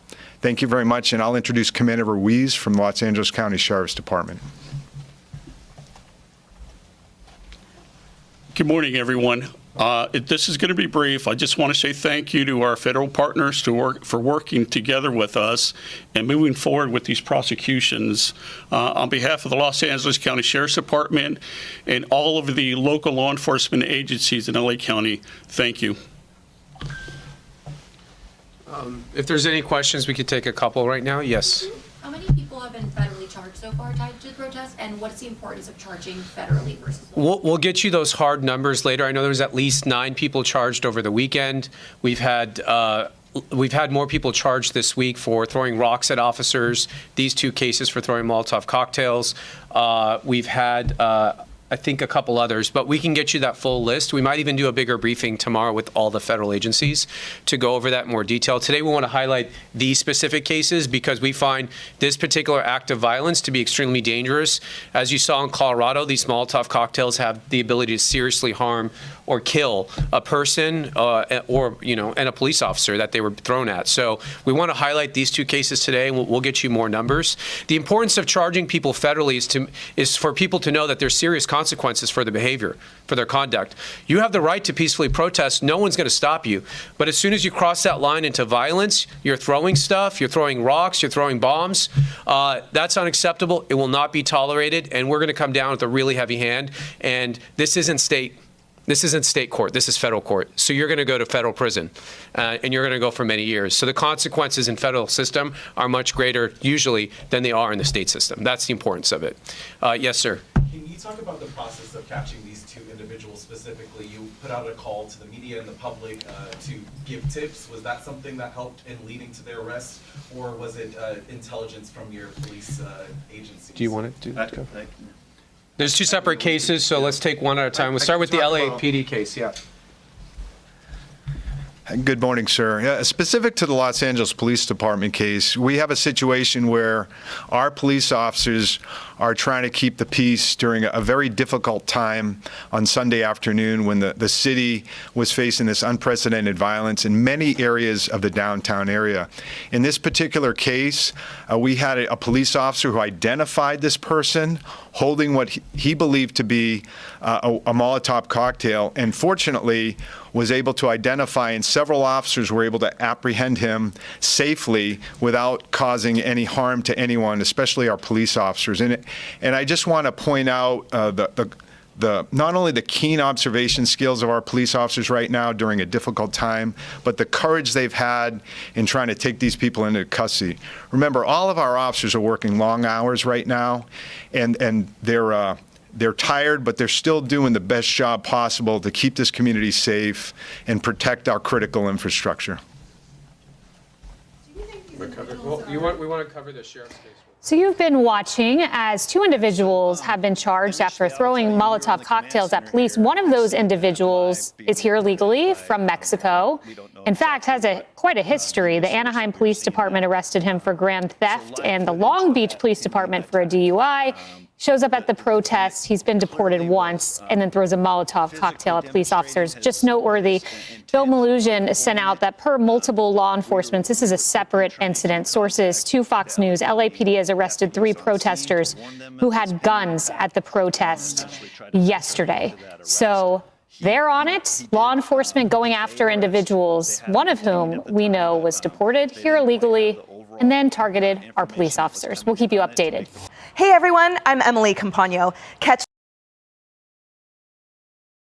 Thank you for tuning in to the live show. Y'all want to keep going? Y'all want to keep going? You want to keep going? What we got? If you do not come into the United States legally and you start getting update from ICE, of course, what were you expecting? Here we go. Well, Jillian, for more on this, we want to bring in Assistant DHS Secretary Tricia McLaughlin. Tricia, great to see you. Thank you for coming on. Want to talk to you about some breaking news we're getting in this morning. I understand ICE has arrested a previously deported illegal alien who you guys say was caught on video throwing a Molotov cocktail at law enforcement during the riots here in Los Angeles on Saturday. Tell us about this guy and what charges is he now facing? Bill, that's right. This is a Mexican national who is in our country illegally. He's being charged with attempted murder, throwing Molotov cocktails at our law enforcement officers, at our ICE enforcement officers. But this is not his first run-in with the law.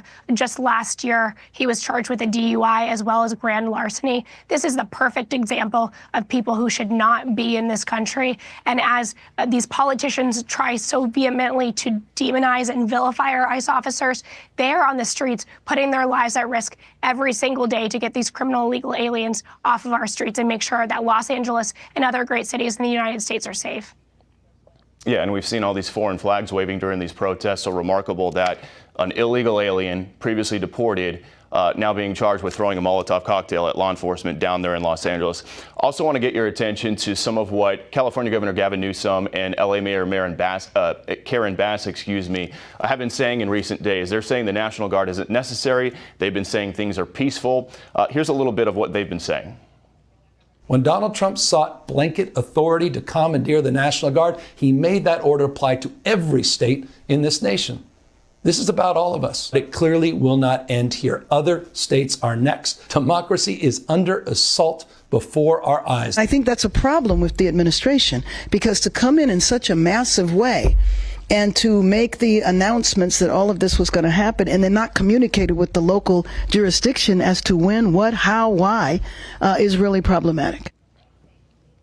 So, Tricia, we heard Mayor Bass say it once again that local law enforcement was never notified about this ICE operation, which started on Friday. But we talked to the acting ICE director, Todd Lyons, yesterday, who said that is absolutely false. He says ICE notified the locals 48 hours in advance last Wednesday and that they have the receipts to prove it. So is Mayor Bass just being dishonest, in your opinion?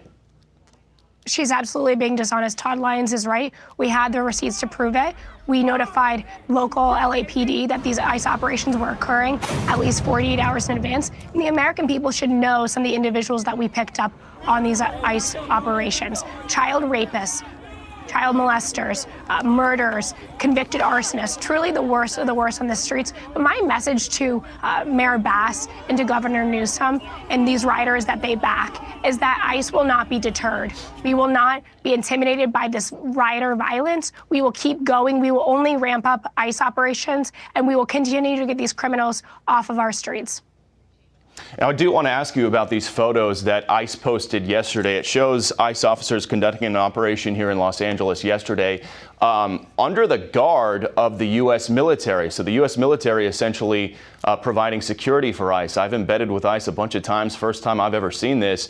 But can you just tell us what you're hearing from ICE agents? I assume they got to be pretty happy to have highly trained military soldiers watching their six during these operations when things have gotten so hostile out here. Yeah, absolutely, Bill. This is a whole of government approach.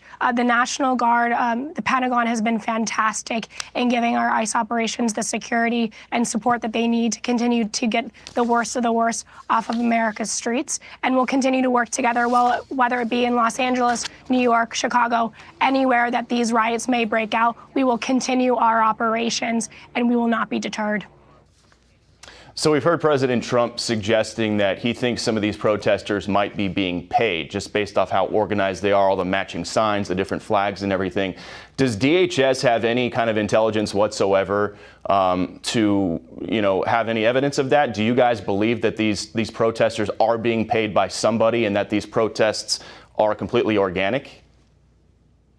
Yeah, Bill, we've been actively working with the IRS and the FBI to see who the financial backers are. These do look like highly sophisticated, highly coordinated protesters and rioters, much like what we saw in 2020. And thank God President Trump had the foresight to see this violence coming and prevent it by calling in more law enforcement, more military resources on the ground.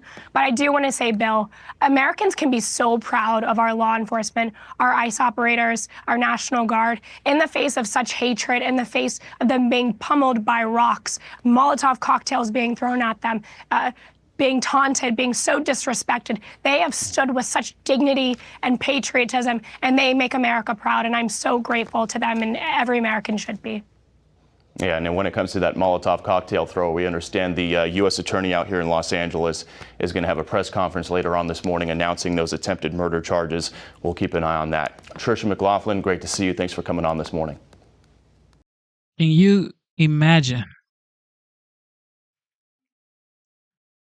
Thank you, Bill. A federal judge rejecting an emergency request by Governor Gavin Newsom to limit President Trump's National Guard deployment to L.A. The court set a hearing for tomorrow. The governor saying he is not backing down. California will keep fighting. We'll keep fighting on behalf of our people, all of our people, including in the courts. We sought an emergency court order to stop the use of the American military to engage in law enforcement activities across Los Angeles. If some of us could be snatched off the streets without a warrant, based only on suspicion or skin color, then none of us are safe. Okay.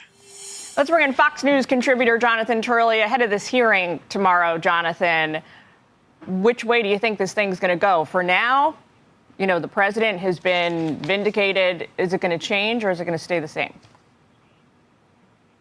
Well, Jillian, I think the important thing to remember is that the president's going to win at the end of the day because he has the authority and the resources to flood the zone with federal officers. He can do it in a number of ways, including the National Guard.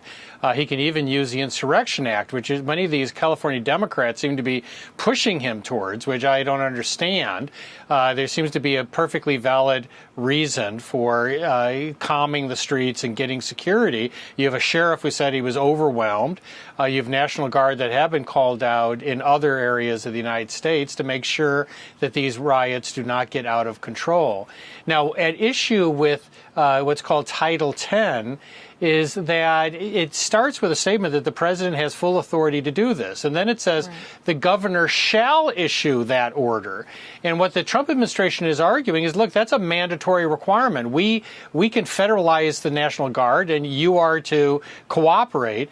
Newsom is saying, no, we both have to sign off on it. The court's going to have to decide. But this is going to happen. I mean, Trump has made very clear, President Trump has made very clear that he is going to stabilize the situation and flood the zone. I think, Jonathan, it also matters.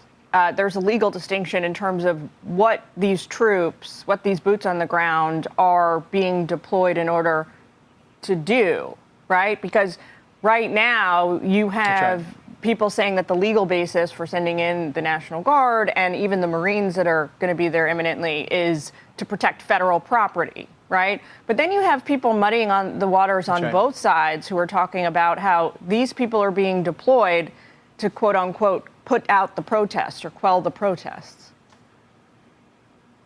Yeah, that's simply not true, that they are being used to guard largely two buildings.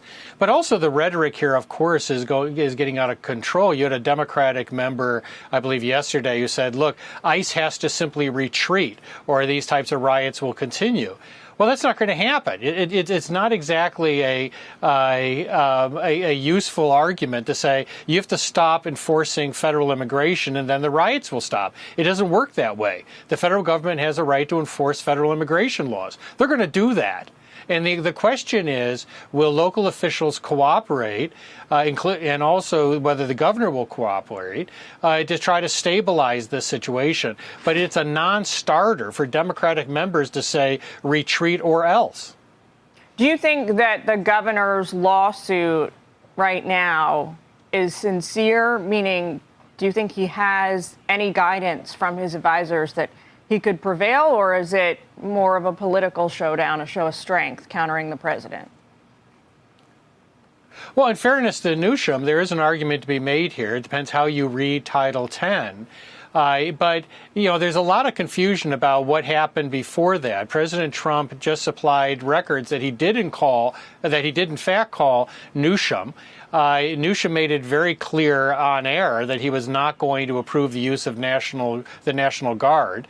The federal government has a separate responsibility. They're not just pedestrians. They don't have to just stand there and watch as another riot occurs in Los Angeles. And this is hardly the first time that has happened. And so the question is when you act. And we saw in Minnesota with Governor Walz that he waited too long to issue the order for the National Guard to go out there. He waited until massive damages had occurred and many people were injured. So this court's going to have a tough decision to make going forward. No court likes to be in this position. But generally, the President of the United States has this authority. And more importantly, he most certainly can bring federal resources into that city. All right, we will look to tomorrow to see the next steps in all this. Jonathan Turley, thank you. Exactly. You cannot say stop enforcing federal laws because people are protesting. That's just not right. And it can't happen.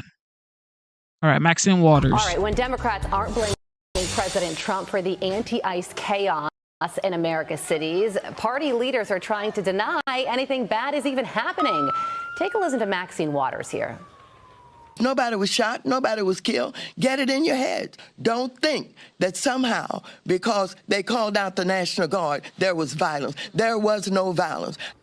And Hillary Clinton decided to add her 2 cents, writing, California Governor Newsom didn't request the National Guard be deployed to his state following peaceful demonstrations. Trump sent them anyway. It's the first time in 60 years a president has made that choice. Trump's goal isn't to keep Californians safe. His goal is to cause chaos because chaos is good for Trump.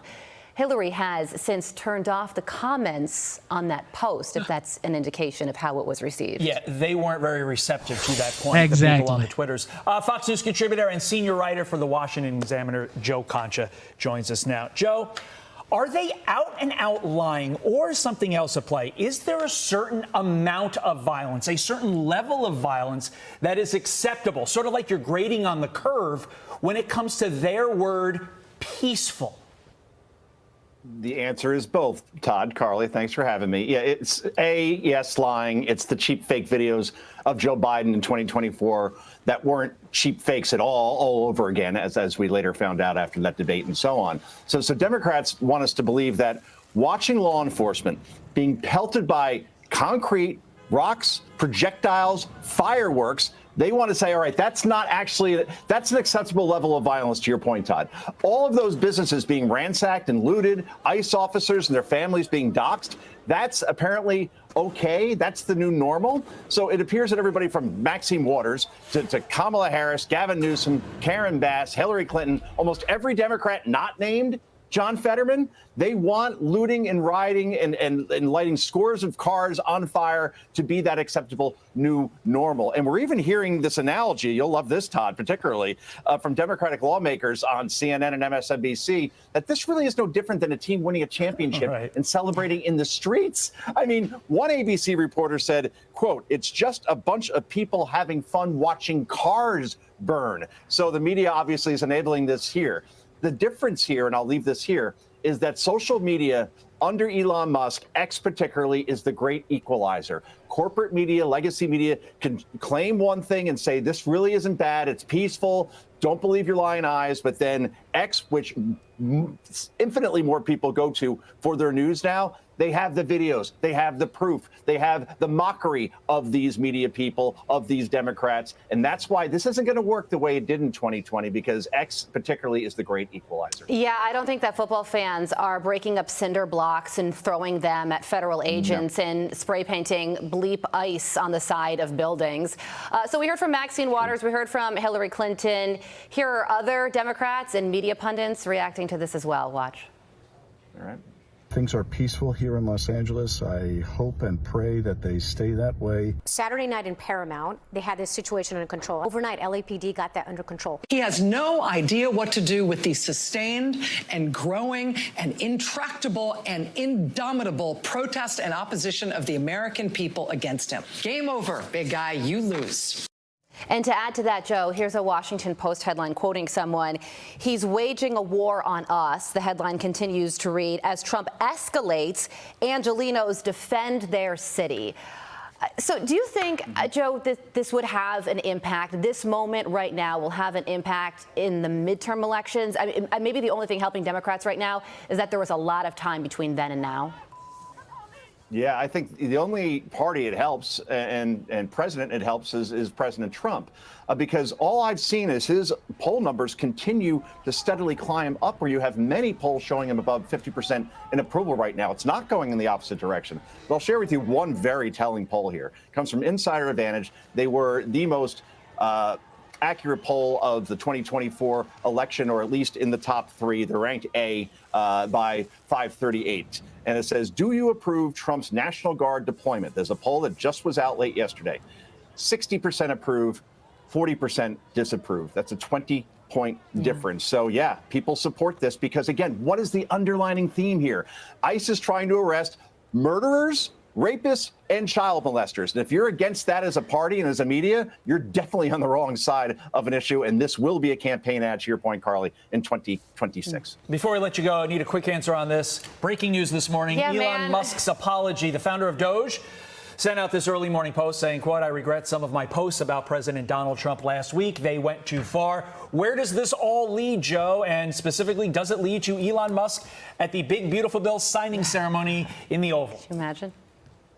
Let's see how President Trump responds, right? Because Elon Musk has been sort of kind of apologizing for days. This obviously is more full-throated. The bottom line is Elon Musk started that war 2 weeks ago like a petulant teenager, at a very bad time of night, basically going after the sitting president of the United States, and did it repeatedly until Trump days later finally responded. So I think Elon Musk has learned his lesson. I think he understands that if he's going to have a problem with President Trump, I am certain he has a direct line to him. Don't do it publicly. Speak to him. Voice your concerns over spending, but to do it the way he did was a whole bowl of wrong. He knows it, and this tweet now proves it. So I think they move on, but I don't think they're going to be back to the level of friendship that they were perhaps before that, because it's kind of hard to go back from you were in the Epstein files. Oh, by the way, maybe a word. Yeah, some of his posts went too far. Yeah, understatement of the century. Yeah. I mean, this apology certainly doesn't hurt their relationship. I think President Trump has taken the high road on this one so far, and I'm sure he will continue to. Joe, thank you for joining us. Joe. I said this when Elon and Trump feud broke out. I said it. I said, if you say you are my friend, why wouldn't you just call my phone? And people were like, maybe. Look, there's no maybe. All right. If you are my friend, you should be able to text me or call me. All right. So Elon, I mean, he's a great businessman. He's a great mind. No doubt. He's going to keep, creating, manufacturing, producing great product for the American people. However, you cannot just let yourself throw tantrums. It's not going to work at that level. Come on, man. Come on. And I love Elon Musk, okay? This is coming from someone who actually likes Elon Musk. You know what I mean? So, all right, ladies and gentlemen. Yes. Instead of looking for perfection, seek for consistency. Never give up on yourself. Never give up on your dreams. Never give up on God. Believe in yourself. Believe in your dreams. And believe in Almighty God. Ladies and gentlemen, the United States is the greatest country on earth. I believe that. And I hope you believe that as well. Shout out to the veterans. Shout out to the military members, you guys protect the homeland. God bless you so much. Without you, there would be no homeland. Okay? And shout out to the law enforcement officers. Shout out to ICE. Yeah, you heard me. Shout out to ICE. All right? Shout out to ICE. All right. Shout out to our esteemed members.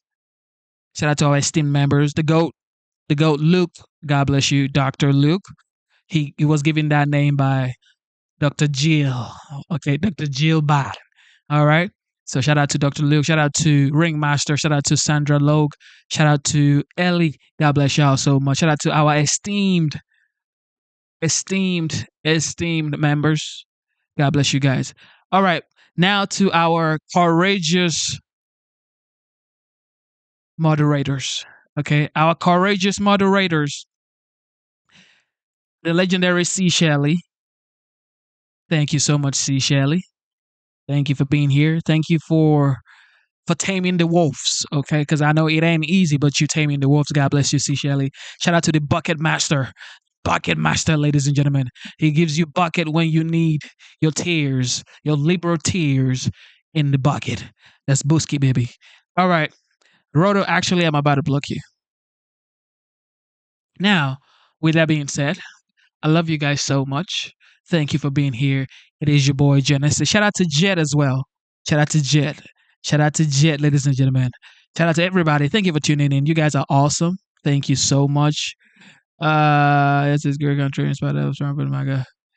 It don't matter. As long as you support the United States and as long as you believe the United States is the greatest country in the world, that's what matters. You know what time it is. God bless you guys so much. God is the greatest. Man, fathers, take care of your kids. I always say this. Fathers, take care of your kids. Life is hard, but take care of your kids, ladies and gentlemen. Thank you so much for being here. It is your boy, Genesis, and I am signing out.